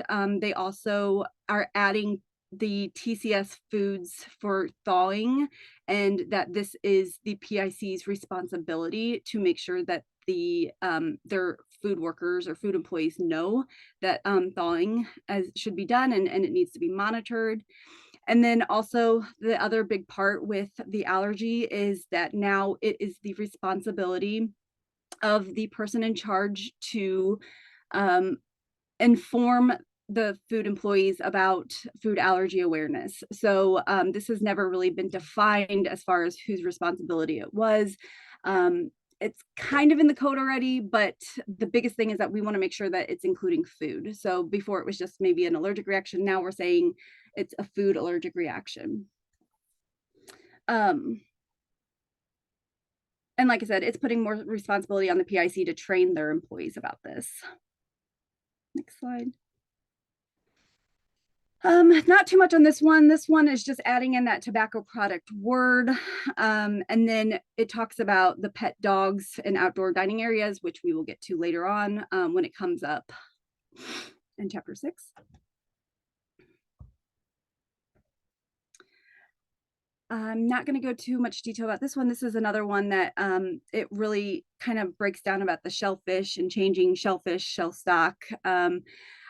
Like I said, there's a great information document on FDA's website, and I just don't want to go into too much because it's really not changing a lot. It's mostly just changing the wording of it. So I don't want to go too much into it today, just because there's a little bit more important things to kind of focus on right now. Same with that one, just showing that it's replacing shellfish with maybe molluscan shellfish or shellfish to shell stock.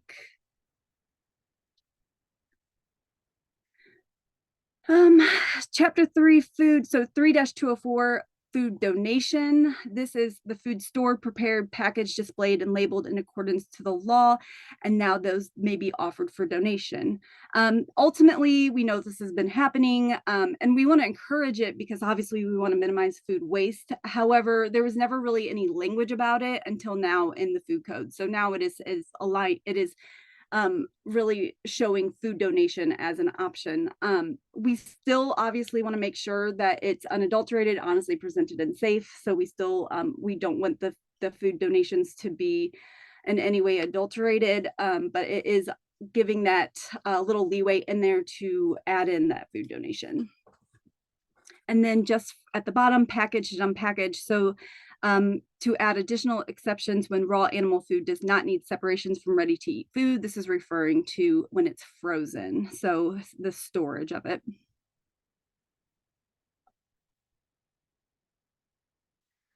Washing fruits and vegetables. So this was amended to include reference for the use of produce wash testing devices. Fruits and vegetables may be washed by using chemicals as specified, and a test kit or other device that accurately measures the active ingredient concentration of the fruit and vegetable wash solution may be provided. So this is not a shall, it's a may. You do not technically have to have it. You can still use other means. However, it says it may be provided. And then food storage prohibited areas. This is just giving a risk designation for core, because before it was a core. Now we are saying, or FDA is saying, that it is a priority foundation. We do not want food stored in the bathroom. Doesn't sound like a good place for it. And then that 3-40111, that is just changing that definition like I talked about earlier. So mechanically tenderized is now replaced with non-intact meat.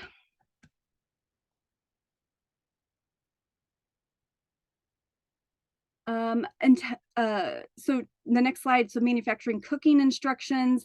What this is saying is that if you have a commercially packaged food with the manufacturer's cooking instructions on it, and that food, you cannot use it as a ready-to-eat food until that food has been followed those cooking instructions. So a good example would be frozen peas on a salad bar. If the label says that it needs to be cooked to 165 before serving, you can't just put those peas out until cooked. It's also putting the responsibility on that restaurant for that. Same with thawing, kind of what we talked earlier. They have now made this more of a priority foundation item instead of core, which I definitely feel like needed. And then that, what like we said earlier, that the PIC should be monitoring that.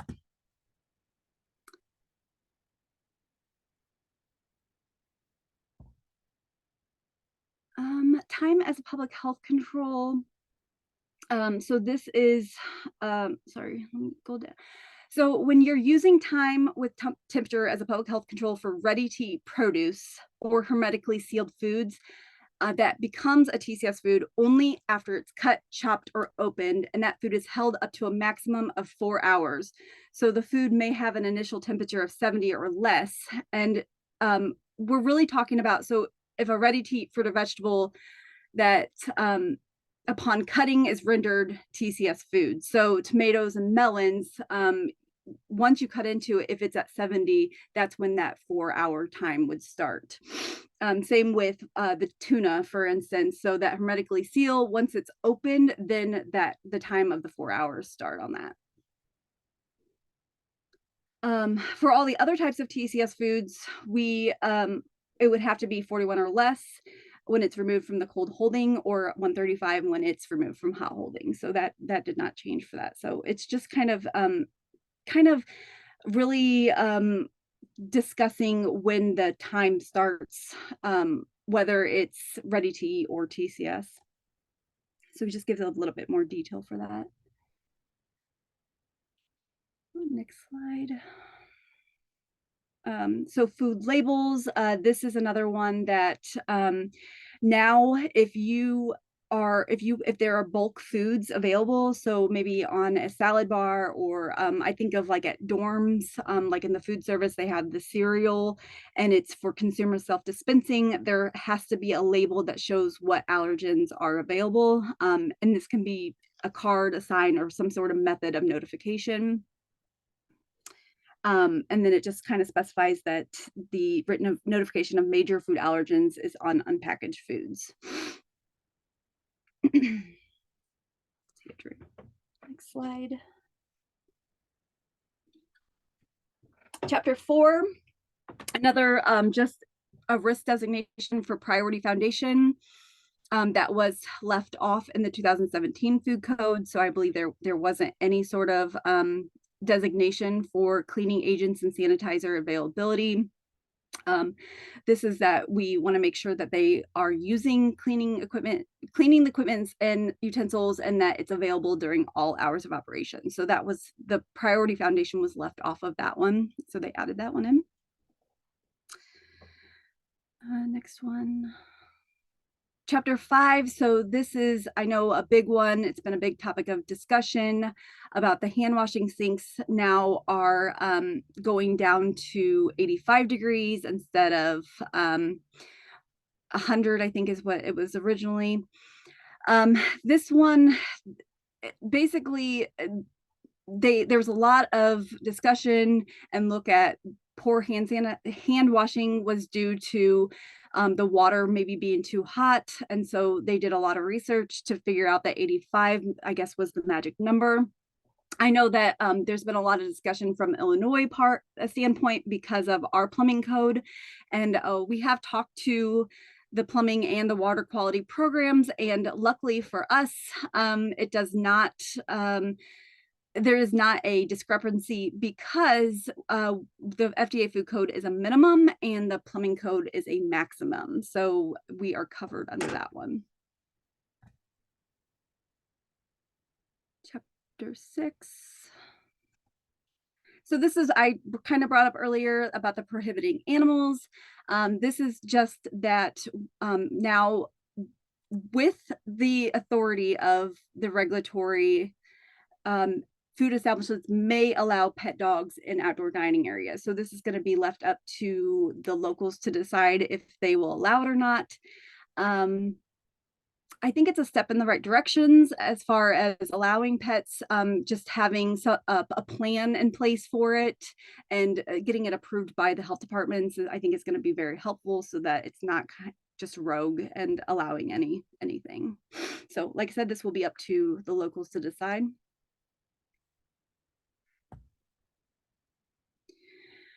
Chapter 7, so poisonous or toxic material containers. I believe that what was added was adding the equipment and the utensils into this one. Previously, it only mentioned food. So this just gave a more broader term to what this was allowing. Chapter 8, once again, Illinois Food Code has not currently adopted Chapter 8. I know that there were some sections that were considered for adoption. So a couple of these that I might just talk about, this may not affect Illinois at all, but just for your reference to see. So 8-10110 is that the regulatory authority shall apply this code to promote its underlying purpose of safeguarding public health and ensuring that food is safe, unadulterated, and honestly presented when offered to the consumer or donated. 8-103, it's just amending to include to maintain the approved variances at the food establishment. 8-20112 is that it was just adding the sentence that was inadvertently left off of it. So it discusses plan submissions and approval and contents of the plan specifications. So that was just left off and nothing really changed on that one. And then 8-20114 is the contents of a HACCP plan. They deleted a few things and then redesignated some based on previous changes. And then 8-40110 was just it was updating that cross-reference from 8-30112. So just the inspection frequency.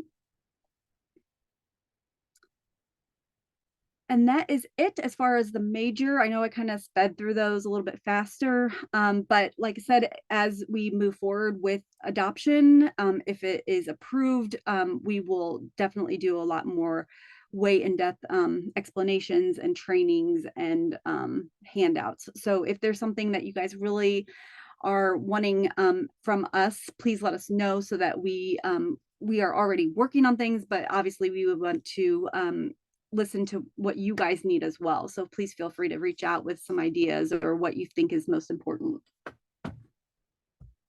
And I will send it back to you, Dara, to finish up. Thank you. I know that it's a lot. I think a lot of the trends that we saw is a significant amount of the changes in the 2022 food code were to align with federal regulations related to, like Anna said, aligning terminology used with USDA FSIS or with FDA's shellfish sanitation program. So really just trying to align the standards used at the wholesale or manufactured food level with what was written out in the food code. And a lot of it was reformatting and just changing designations. So we will dive into it more as we get to the point. But we ask you to stay connected with us, stay connected with the food program this year. Please don't ever hesitate to reach out. We are here to support you in various ways. We have office hours. If you scan this QR code, it will take you to a form where you can join office hours for local health departments. Join public meetings. We have the Food Safety Advisory Committee and retail food work groups. Follow information on the FDD portal. And then as always, we have our email boxes. So dphfood@illinois.gov for any retail questions, and dphmfgfood@illinois.gov for any wholesale manufactured food questions. We do recognize that there is a huge push right now in the food safety industry for people wanting to move into wholesale. One thing that we didn't highlight today is that we do have a small processor wholesale guide. So we're always happy to help share information. And that's it. I did see Michelle have a question. I don't believe there's access to the portal for those who don't work for IDPH or local health departments, but depending on the resource needed, you can always reach out. We do provide technical assistance or things that we have cleared through publications or anything like that to help. And that's all the questions I see. Does anyone have more questions? I also, Michelle, I don't know which part you were referring to exactly, but a lot of it too is on our website under retail food. So I know that they added the ABC coloring book there, and I'm sure the allergen will be up there. So you can also look there as well for some resources.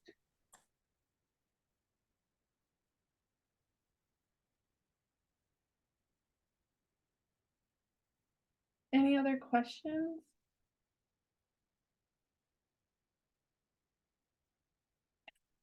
Right now, the time frame is about, I think we're looking at spring, so within the next couple months for adoption. And then we would really plan, like I said, in the proposal, we had provided a delayed implementation date. And we'll be looking on like education over the next couple months through 2024. And that will vary. We'll, as always, continue to keep up with our office hours for local health departments, but we also wanted to make sure that is we're already planning for if adoption for adoption, we're going to make sure that we get stuff out on our public website as soon as possible for food establishments, for you all to direct to and everything like that. And then, like I said, we are looking at having in-person opportunities kind of hosted within the IDPH regions, not to say in the regional offices, just trying to make sure that we hit each kind of region of the state. So you may see us reach out for support on being able to go out and do those kind of things, asking questions about when and where. So anything else?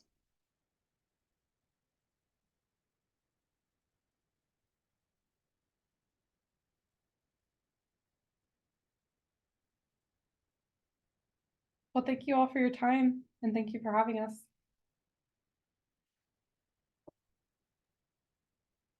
All right, thank you guys. So we are a few minutes ahead of schedule. If you're ready, Carolyn, we can go ahead, or if we want to take a little break, we can do that. I'm ready whenever you all are. So you just let me know if folks need a quick 3-minute bio break. We can do that, and or I can get right on and get started. It's up to y'all. I'm seeing people asking for a break, so I'm going to vote that we do that. All right, we will take a quick break. I will pause the recording and then we will meet back at 3 o'clock.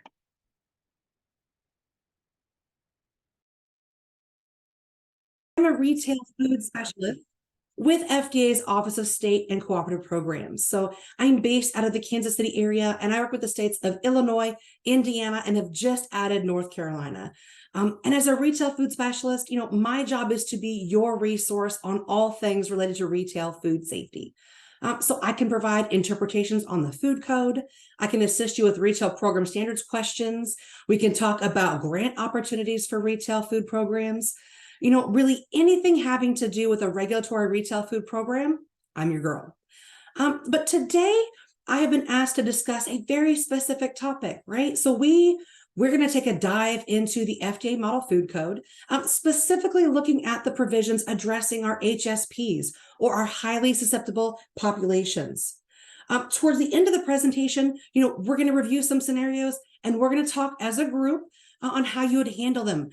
For those of you who thought I was going to be here and just talk at you for 45 to 50 minutes, consider yourself wrong, right? We like to do things interactively. And so I'm going to need your participation. There's over 200 folks in the room. So that's going to give plenty of opportunity to discuss some of these scenarios and really put the topic we're discussing at hand into practice.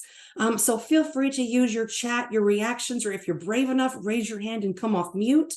And I think I've been told I'm the last presentation today. So, I thought we'd go out with a bit of a bang, right? So let's get started. So I want to kind of set the stage right, as we talk about how we define highly susceptible populations in that model code, right? So the FDA Model Food Code defines the term highly susceptible population as persons who are more likely than other people in the general population to experience foodborne disease because they're immunocompromised. We have our preschool age children or our older adults, and we're obtaining food at a facility that provides services such as custodial care, healthcare, or assisted living. These are our, child daycares or adult daycare centers, kitty dialysis centers, hospitals, nursing homes. This even includes facilities that provide nutritional or socialization services, like our senior centers, right? So I wanted to break down the first section of this definition for some of these identifiers, right? Our immunocompromised folks. Who do we automatically think of when we hear immunocompromised? And the interaction piece begins now. So throw into chat, come off mute. Who do we think of when we hear immunocompromised? What comes to mind? Elderly, kids. Okay, who else? Maybe our pregnant women. Okay. Maybe our, chronic diseases, terminally ill, someone with cancer, chemo, absolutely. Our hospital patients, maybe our transplant recipients, right? So folks that already have a weaker immune system or immunocompromised, right? And then we also, as you kind of noted in the chat, we had these semi-specific age identifying language among two of our populations. So we mentioned preschool age children. What's our traditional age range for our preschool age children? I agree. Yeah, people on meds that make them compromised. So what age range are we thinking for our preschool kids? How old are we talking? Okay, 0 to 4, under 5. Yeah, 3 to 5. So that's some of that variety. So that I'm getting that 5 and under kind of as that general. Yeah, absolutely. Now let's go to the other side of that pendulum swing, and you'll notice that older adults. We don't have a time for this. So what age range, and be careful now, what age range do we typically think of when, folks in the chat mentioned elderly? Who constitutes elderly? Okay. So I'm seeing some 70, some 65, over 80, none depends on health. Okay, 60, okay. Now you'll notice the food code does not define a specific age range. And I'm not going to get myself in trouble by saying a number and having folks get upset with me, but we do know that as we age, right, our immune systems do tend to start, we see that starting of the breakdown, right? We know that the older we get, the higher likelihood we have of having health concerns and all of those good things. So we're addressing all of these pieces, right? And then the second half of this definition that we start to notice is that age by itself does not mean we're only talking about, a highly susceptible population. We also need to have the facility type that goes into that conversation, right? It's also significant. So we're looking at those custodial care and healthcare facilities and socialization services. Was everyone on the same page that your senior centers and your local, like kind of those gathering spots specifically aimed at feeding our elderly folks? Did that all ring a bell as being an HSP as well, not just our hospitals and our nursing homes, right? So we have specific expectations for which facilities this definition will impact the most. And these facilities either target or exclusively serve those that meet the food code definition. So when we're talking HSPs, we're not talking our typical, full service sit down restaurant or fast food joint that happens to have customers who may meet one of these age requirements. So we're looking at specifically those targeted facilities. And so here's the next question, why specific provisions towards HSPs in the food code? Right. So we already know folks that meet these categories that we talked about are more vulnerable to foodborne illness. And it's not just the vulnerability, but the implications and impact of those foodborne illnesses can be way more dire as compared to the general population, right? Because again, once we hit that immunocompromised piece, foodborne illness hits harder. And so the food code has to have a way to address these very specific needs. So as we talk about where we can find some of these items, we're primarily going to be spending our time in chapters 2 and 3. So chapter 2, under our employee health, we're going to look specifically to our exclusions and restrictions piece. And the reason for that is we take into account, right, whether or not we are working in an HSP when we're determining if we're going to exclude or restrict an employee based on a number of factors. And I'll dig into that here in just a few moments. And then in chapter 3, right, food, the biggest chapter, the literal meat and potatoes of the food code, has a specific subpart dedicated to HSPs, and it's those additional safeguards, the special requirements for our highly susceptible populations. So let's start with chapter 2 and we'll work our way on through. All right, so I mentioned exclusions and restrictions. This is going to be our 220112. So, the model food code, we take facility type into consideration when we're determining when to exclude or restrict our ill or our exposed or our asymptomatic employees, right? And we've built decision trees that are provided in our Annex 3 to help, not only regulators, but our operators, assist them in determining which action is appropriate. And we want to ensure that our restrictions and exclusions vary according to the population served because our HSP populations have that increased vulnerability to foodborne illness. We mentioned having a much deeper impact, right? So that foodborne illness in a healthy individual may be manifested by mild flu-like symptoms, but that same foodborne illness may have serious medical consequences in our immunocompromised individuals.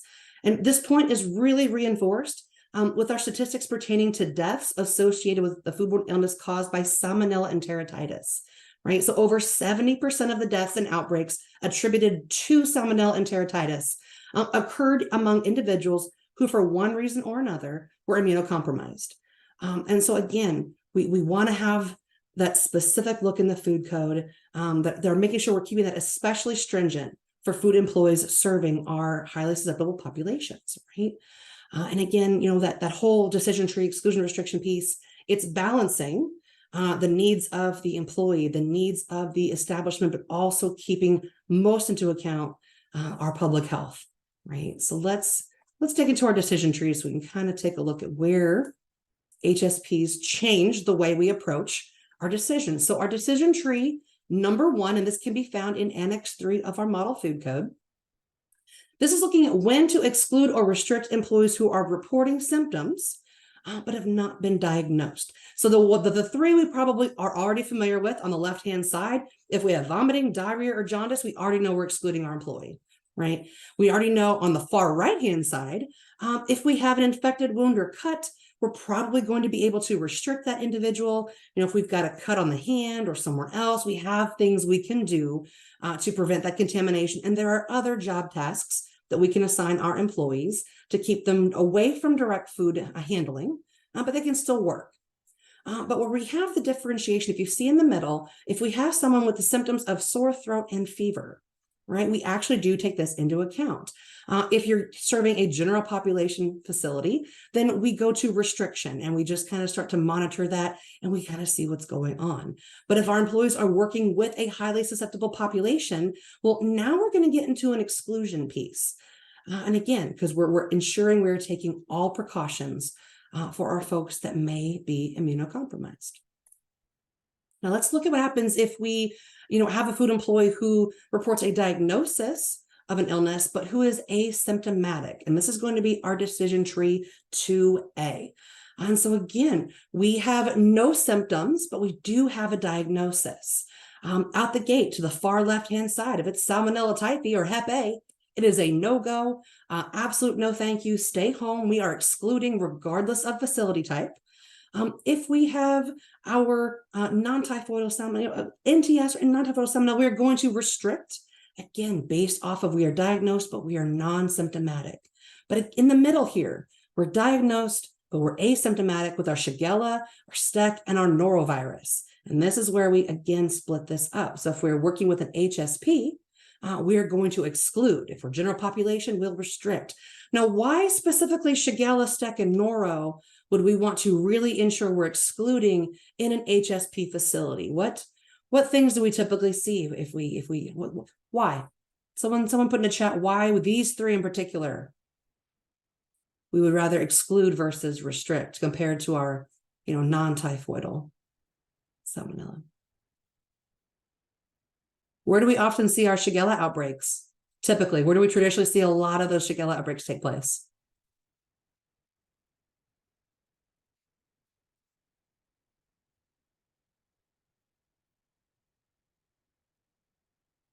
Yep, incoming water, seafood, but I'm talking about facility-wise. Yep, preschool and daycares. Yep, communicable. Yep, to our patients. Yep, preschool, daycares, a lot of our hospitals, because there's often a lot of time where we're, especially our preschools and daycares, we are doing what? We are changing diapers and then we are serving food, right? So there's a lot of opportunity for that cross context. So yeah, so I want to take those in our HSPs and exclude rather than restrict, even if we are asymptomatic. We are taking that next step to protect our populations. All right, and what about if we've just been exposed, right? We haven't been diagnosed, we don't have any symptoms, but we've been exposed, right? So again, we have decision tree 2B, which takes into account all of these things. And if we have an exposure to noro, stec, Hep A, Shigella, or Salmonella typhi, if we're working with a highly susceptible population, we're going to restrict, right? So we're going to pull from all of that food handling piece, but they can still come to work, right? As opposed to our gen population, our non-HSP, where here we're educating and we're going to be monitoring. But in the HSP, we're going to go ahead and take things a step farther and restrict you from doing full food service. I want to also note that as this decision tree takes you to table 4, it also notes that the person in charge at an HSP would need to prohibit a conditional employee who reports illicit exposure from becoming a food employee until we meet the criteria for reinstatement of that exposed employee. So real quick knowledge check. When I say conditional employee, what do I mean? Per the food code, what does conditional employee mean? Throw that in the chat for me.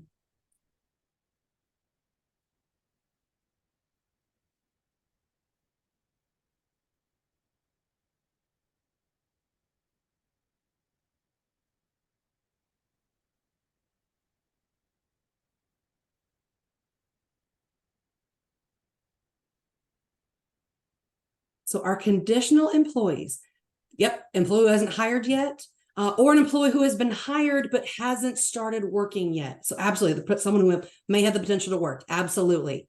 Perfect. Thank you all so much. But yeah, so we have someone and we've started that process, but they haven't officially had their start date. So your picks, your person in charge has a responsibility to ensure we're following the food code as it relates to our employee health, even for our employees who have not started their first day yet. And that becomes particularly important in our HSP facilities. So absolutely. All right, so that's kind of the brief overview, but kind of the focus in for our HSPs as it relates to chapter 2. But let's dig into chapter 3, part 8, right? So our special requirements for HSPs. And the majority of what we're going to talk about has its own codified section, is 3.801.11. This is going to address pasteurized foods, prohibited reservice, and prohibited foods. So we're going to break this down based on each subpart. Let's take a peek. All right, so 3.801.11a, it talks specifically to juice in our HSPs. Now here you'll notice just for juice, so solely related to 3.801.11a, we all of a sudden see our age range for children increase past that preschool age. We're going up to aged 9 or less in our schools, daycare, or other similar facilities, right? These requirements apply. So we've expanded the definition specifically for kids and juice. Why is that? Why do we think that is? Why do we include kids up to 9 when it relates specifically to juice? Who are our number one most likely consumers of said juice?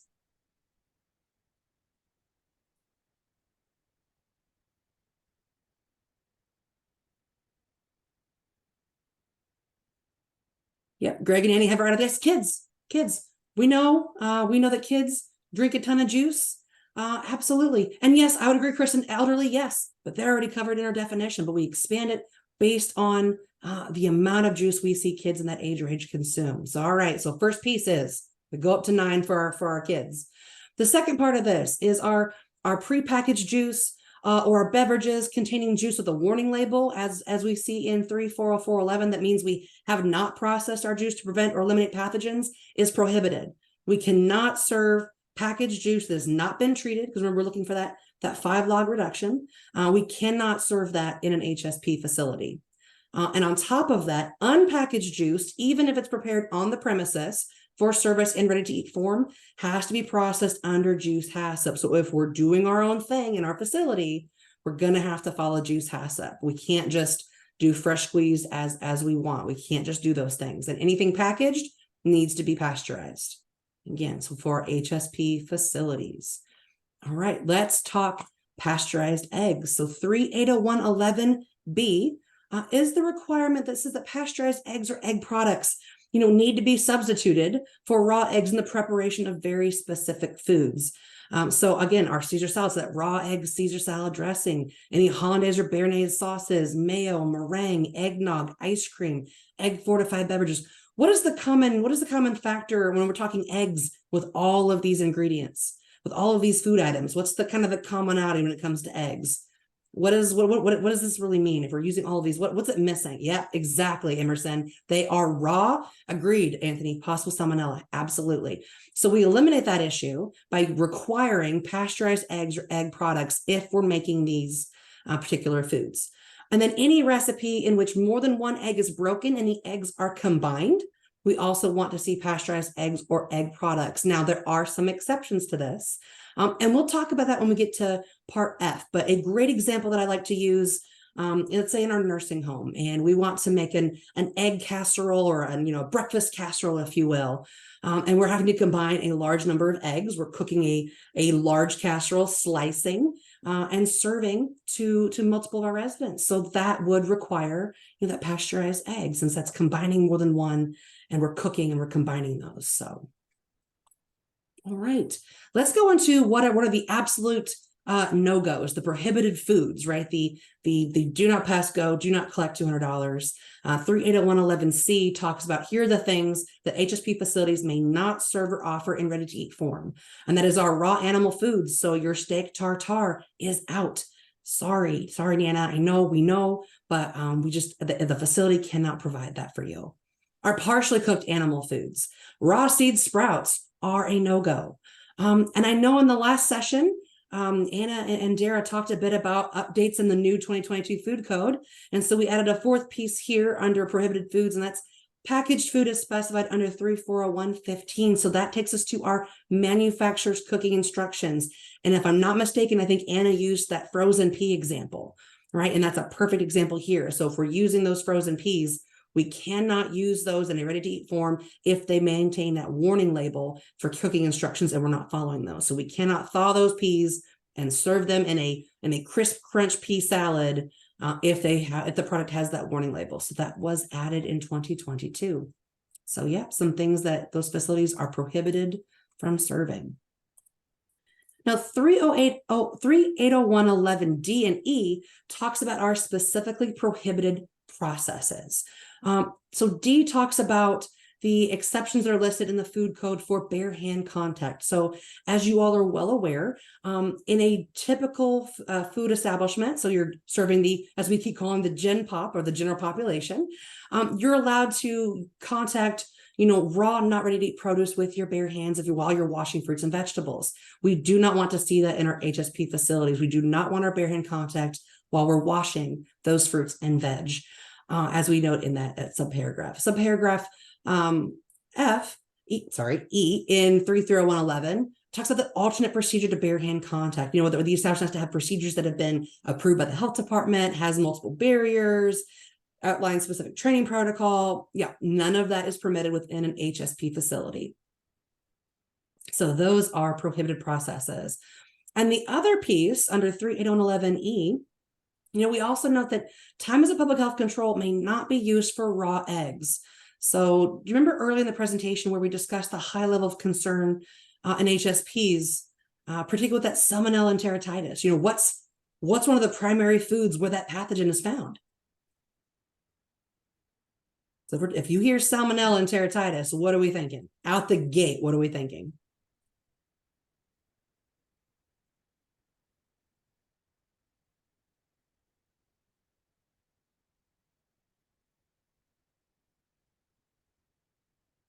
If you were thinking raw eggs, there you go, Kelsey, 100%. If you're thinking raw eggs, you are correct. So again, you're going to see eggs throughout this provision a lot. And so we do not want to use, and we are prohibited from using times of public health control for raw eggs. So for that, we're going to need temperature control because again, of that high rate of not only illness rates, but our potential mortality rates. So we want to be very cognizant of that fact. All right, continuing talking about eggs, right? We'll keep the egg train rolling, if you will. 38011F talks about our raw egg exception. So you can see and use raw eggs in an HSP facility, but there are some very specific conditions that must be applied. So first and foremost, if the raw eggs are combined immediately before fully cooking for one consumer serving at a single meal, you may use raw shell eggs. Now, by fully cooking, what temperature are we looking for? In the food code, if we are cooking eggs for immediate service, what is our minimum cook temp? And I better see a bunch of people put it in chat. What's our minimum cook temp for eggs for immediate service? 145, 140. Yep, it is 145 degrees. That is absolutely correct. So again, this would be our omelets, our souffles, or our fully scrambled eggs. So these are allowable with raw shell eggs for an individual consumer in our HSP facilities. The other option that we see for raw eggs is they're being combined as an ingredient immediately before baking and then cooked to ready-to-eat form. So these are going to be our cakes, our muffins, our breads. So you can use raw shell eggs for these items should you choose. I know several of you may have been in HSP facilities, and what the thing we hear about pasteurized eggs is they are more what than raw eggs. What are they more what? Expensive. Stacy nailed it. Yes, the money, exactly. So when we have the allowances for raw eggs, right? Again, it is public health working with industry to ensure that the things we are doing protect public health, right? And then the third option here is if we want to utilize raw eggs, if the preparation of the food is conducted under a HACCP plan, you may do so. But again, we have to have all of those HACCP pieces. So we're identifying the food to be prepared. We're prohibiting any, contact with ready-to-eat foods with our bare hands. We're including specifications and practices to ensure that Salmonella enteritis growth is controlled before and after cooking. And it's destroyed by cooking the eggs according to the temperature and time listed in the food code. So even with our HACCP, we still are required to still cook those eggs according to food code regulations, right? Has all the information required in chapter 8 or in your regulations for that HACCP plan requirement. We're ensuring we're controlling cross-contamination of ready-to-eat foods with raw eggs, and we're having all those good cleaning and sanitizing procedures and our training program. So that can be a lot for an HSP facility, right? So it's that conversation to be had. Like, if we want to do these things, are we willing to put all of this effort into things to ensure, again, that Salmonella enteritis, because it just can get really nasty in our HSP population. So we want to make sure we're protecting folks. All right. And the last piece I'll talk about with 38011 is 38011H. This is our prohibited reservice of food. And so there's two scenarios where we're going to tell you that food may not be reserved under these conditions. And the first one is that any foods that are served to our patients who are under medical isolation or quarantine, or if they're in protective environment isolation, anything that is served to these patients cannot come back and be reserved to other folks. So as you know, the model food code does allow certain food items to be reserved in a typical food establishment. So like your ketchup packets or your condiment bottles, those kinds of things. In this situation, anything that is going to our patients in medical isolation or in protective environment isolation, nothing that gets put in with these patients can come out and be reserved. That is a no-no.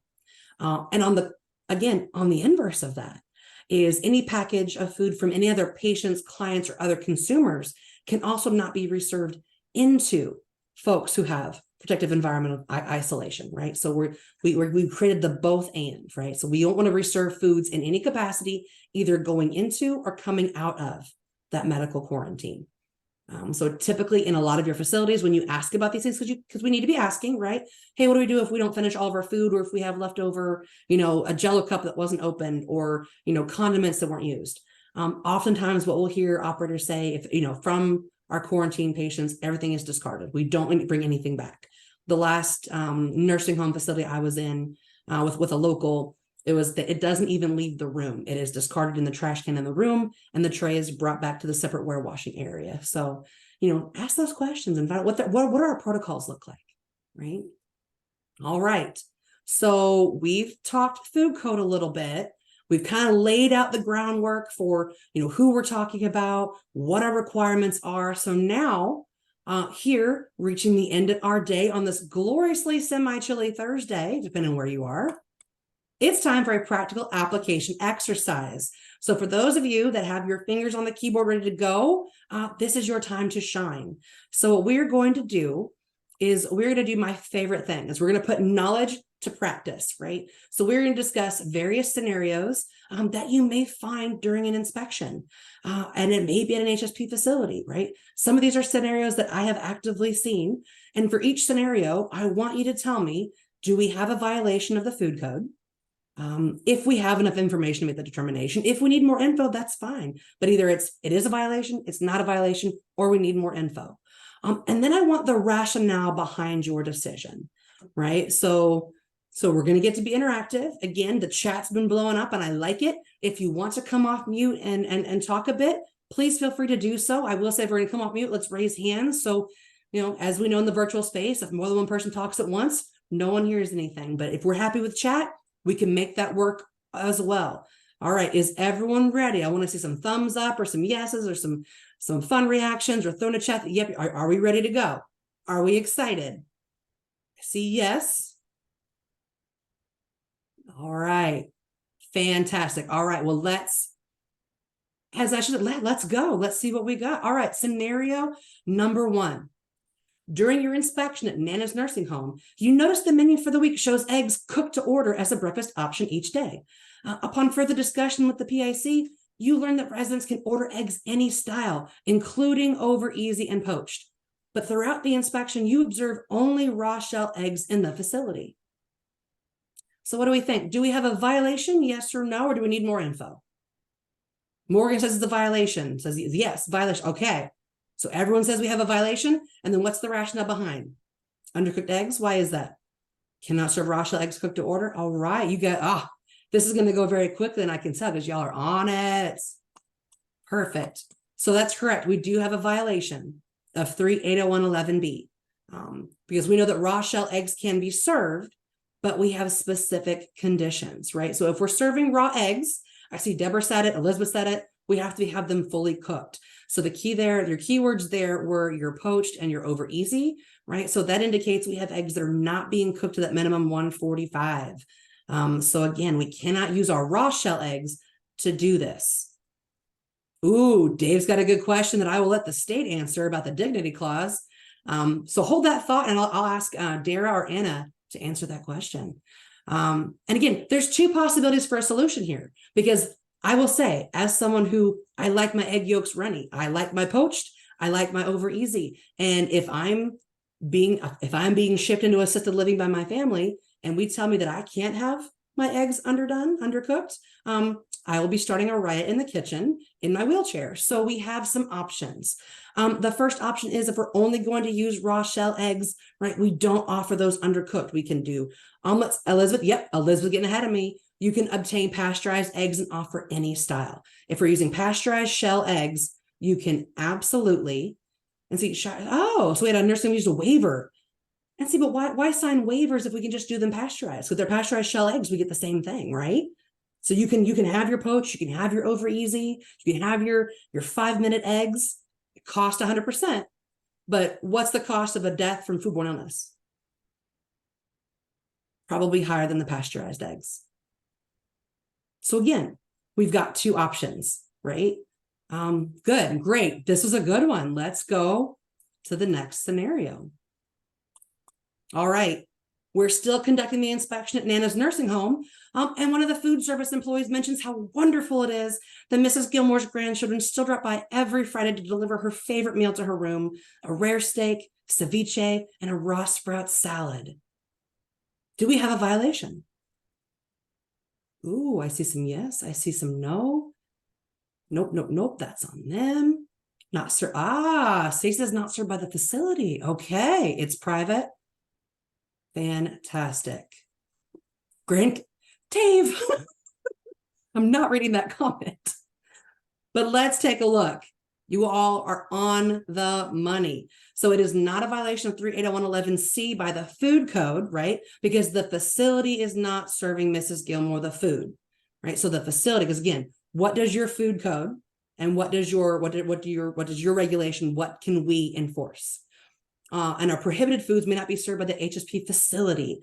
So if Mrs. Gilmore's apparently money grubbing grandchildren want to bring in, right? If we're bringing in Nana's favorite food, we as the regulatory authority are absolutely not going to get involved in that. Now, Christine asks a good question. If she gets sick, will they blame the kitchen? Now, what this scenario does not cover is the facility's specific requirements for outside food brought into the facility, right? And yeah, there may be protocols. They may not allow outside food. Now, again, we know as well as I do, I've snuck food into a friend in the hospital. We do that. But again, it comes down to, is that the response from a food code perspective, from a retail food regulatory perspective, this scenario is outside of our purview. You could absolutely have a conversation with the person charged about what they do with this. But from our perspective, with regard to your permit, you all had that one 100% ready to go. It's not really our deal. All right. I have to see if I can come up with some good ones, see if we can get you stumped a little bit.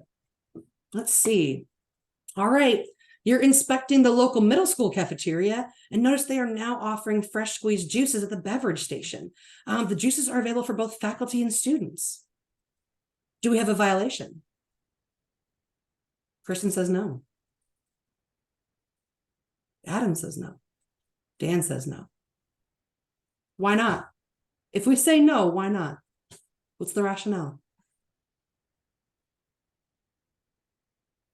Okay, Charlotte says more info.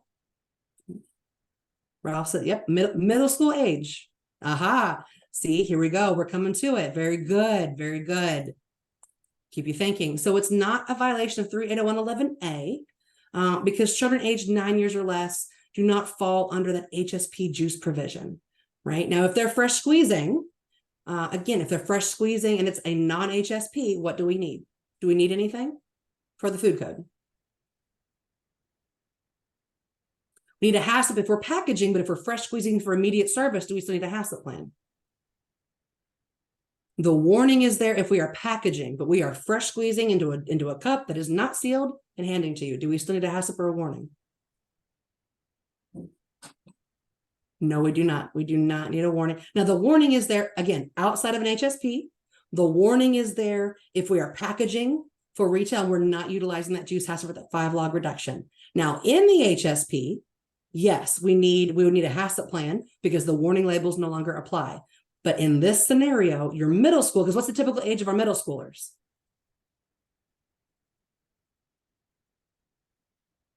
11 to 14, right? So because the food code only addresses 9 years and under for that juice requirement in an HSP, which a school would fall under an HSP for children 9 and under, but as our middle school age range doesn't quite fall there, we're not in an HSP facility.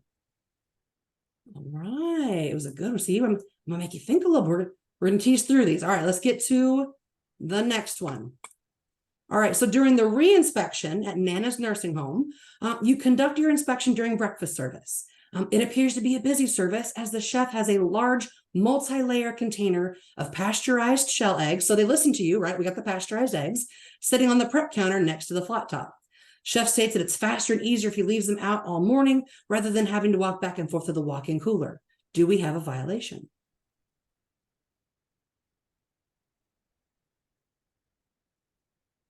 So we're still serving over easy eggs. We bought some pasteurized. All right, we say some need more info. Under 45, Cassie says no. Morgan says it's a violation. Oh, we've got some discourse today. All right, so we need more info. Not T says, see, okay. So we have a little bit of differentiation. So if we're saying it is a violation, what is our concern? What's our rationale? And if we're saying no, what's our rationale? I see we're about split. What's the rationale behind?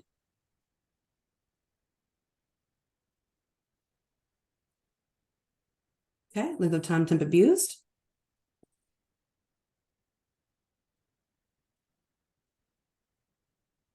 All right, let's see. All right, let's take a peek. By the flat, they might be pretty warm. All right, so here, there's no violation observed.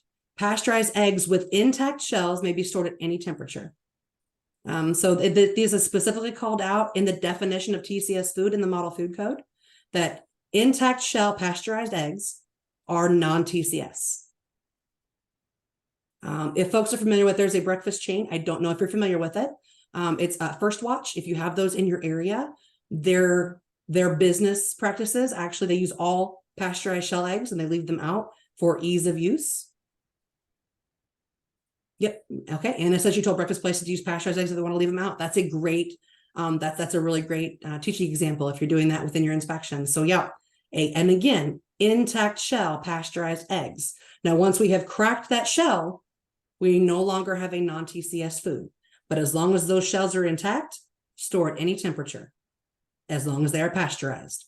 Now, raw, if we flip this and we have raw eggs, right? Now we require constant temperature control because we cannot use what with raw eggs in an HSP? What do we not allow with our raw eggs in an HSP when it comes to temperature or time? Yep, 100%, Darian, that's right. Time is a control. We do not use that for our raw shell eggs. Perfect. You guys are absolutely killing it. All right, let's do another one. All right, during your inspection of the Scott's Tots Early Childhood Center, the PIC is proud to show you their new process for making fresh fruit puree to serve the children. And the average age of the children at the center is 4 years old. It is indeed, Tom, so you caught that. So 4 years old, fruit puree, what do we think? Elizabeth said we need more info. What does everyone else think?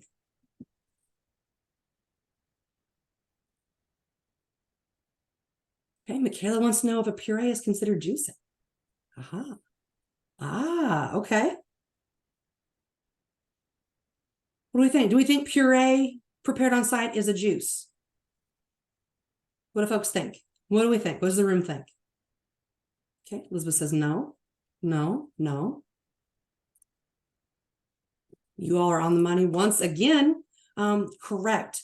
This is not a violation of 3-801-11, right? So pureed fruits and vegetables are not considered juices and do not require HACCP plans or compliance with that 21 CFR Part 120. And Elizabeth, fantastic point. We puree food all the time at nursing homes for ease of eating. Absolutely. And so, yeah, our pureed fruits and vegetables, they don't meet the definition of juice under the FD&C Act. And while 21 CFR Part 120 does apply to products sold as juice or used as an ingredient in beverages, which can include fruit and vegetable purees used in juice and beverages, that portion is not intended for freshly prepared fruit or vegetable purees prepared on site for HSP services. Anthony, yes, we want to see handling practices because what do we not allow with those fruits and vegetables? What can we not see? We do not allow what?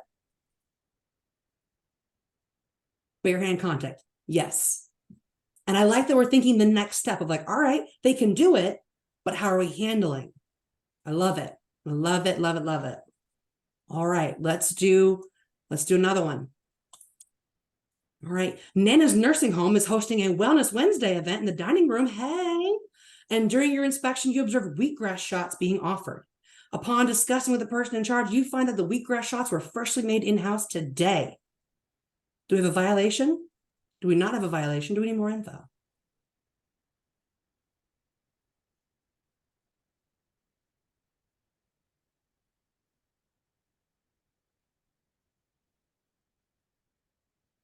Okay, so Lindsay says, sorry, not allowed. Emerson wants more info. First grows. All right. Ashley says, tell me more. Poor Nana. Oh, I love it. All right, let's take a look. So this might be a violation of 3-801-11, right? So this is considered a vegetable, and that juice HACCP requirement is still going to apply. So it's, it's not that we can't do it, but are we doing it in line with the food code and we're doing it safely? So I like that. I would say more information would be needed, right? We need to know, do we have a juice HACCP that we've approved, right? And I want to note the wheatgrass example is something we came across recently. And this would also be the same if you are taking ginger or turmeric, again, in their raw root vegetable form, not the powdered variety. And we're doing the same thing. So yeah, this is still considered juicing. So, all right. All right, let's do another one. All right, you're at Gotham General Hospital and observe both raw shell eggs and pasteurized shell eggs in the walk-in cooler. Do we have a violation?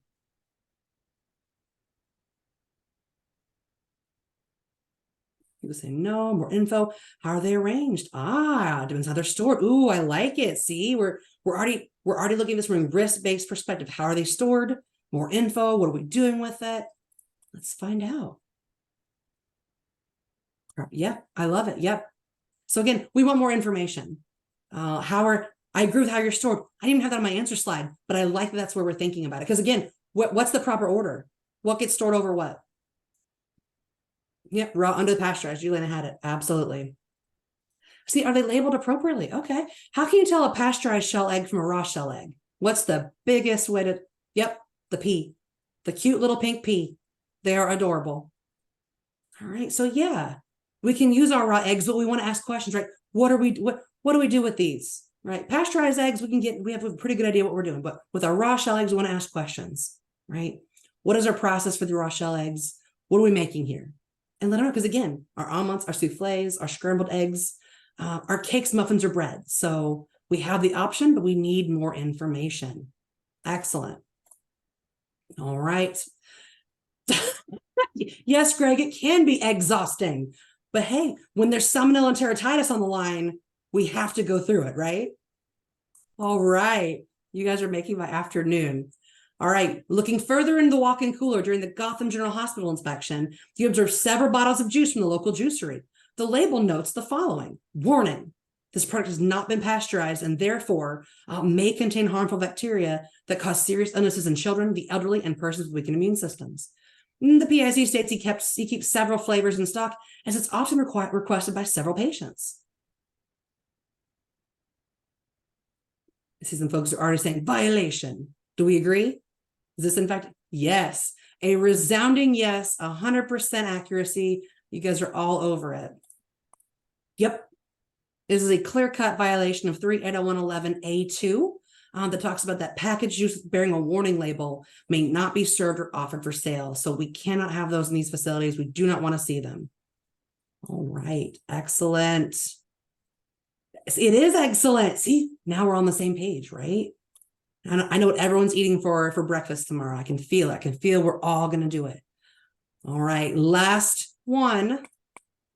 All right. We're back on the cook line at Nana's nursing home. And you observe the chef combining several raw shell eggs into a bowl before cooking a large batch of scrambled eggs. The chef states that he had 4 breakfast orders come in at once, so this process was easiest. Do we have a violation?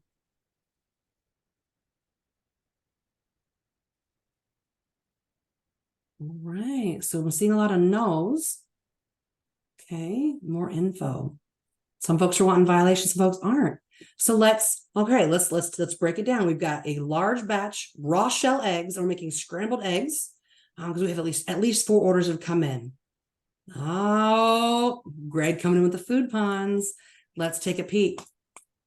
All right, so this is a violation. So if you remember, our raw eggs may be used for scrambled eggs, but combined raw eggs are restricted to a single consumer serving at a single meal. So if he had, if we'd separated out, 2 or 3 eggs, like 2 eggs into a bowl, scrambled and served, 2 eggs into a bowl, scrambled and served, we're good. But once we're now combining multiple eggs into multiple servings across people, right? We can't do that. So if we want to do that, if we want to do multiple orders at once, what do we need?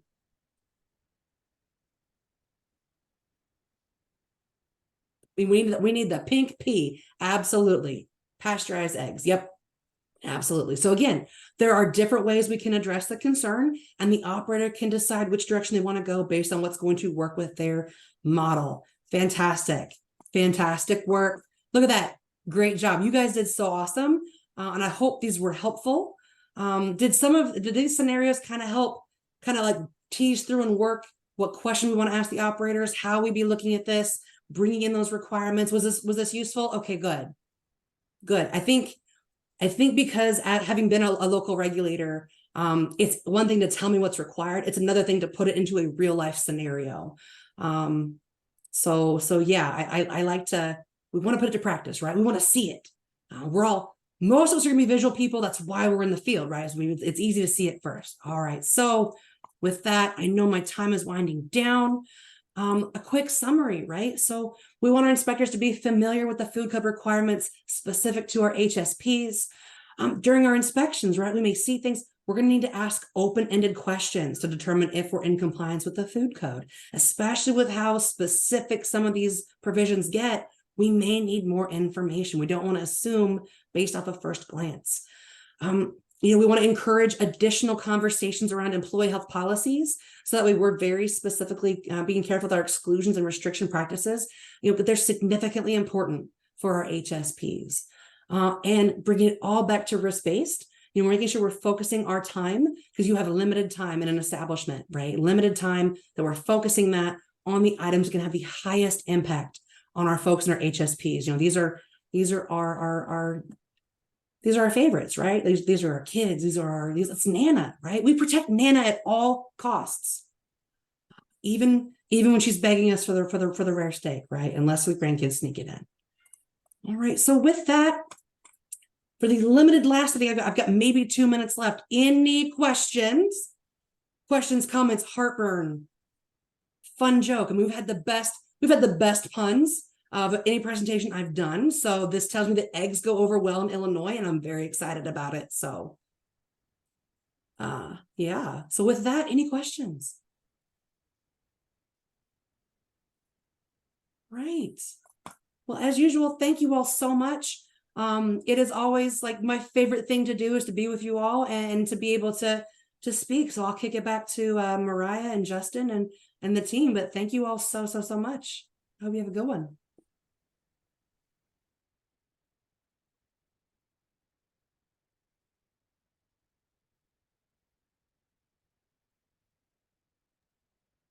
All right, thank you, Carolyn.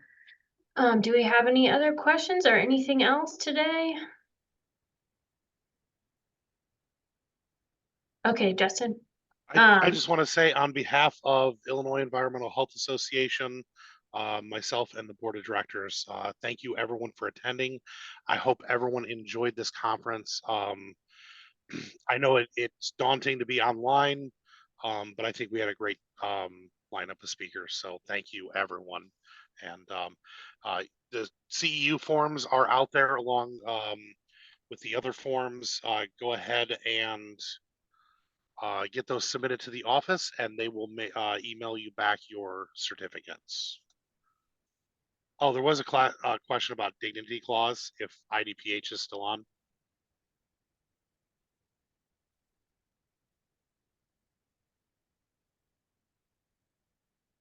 I'm here, but I think Dara, she might still be on. I don't know if she's listening or not. I was going to refer that to her.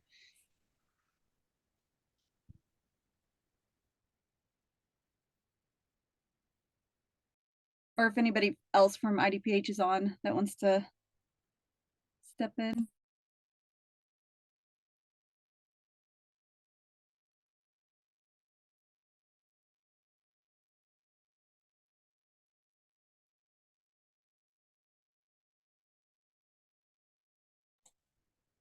Dave, I'll get you an answer.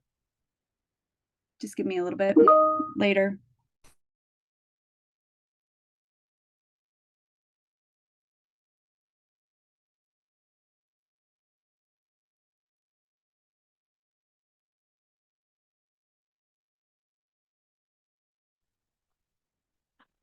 What are the dates of that?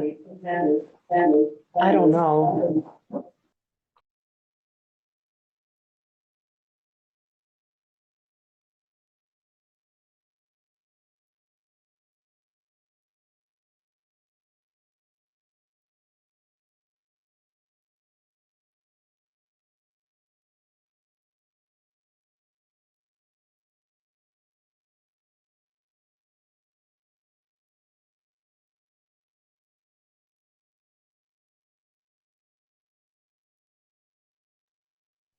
All right, thank you to all the speakers and attendees.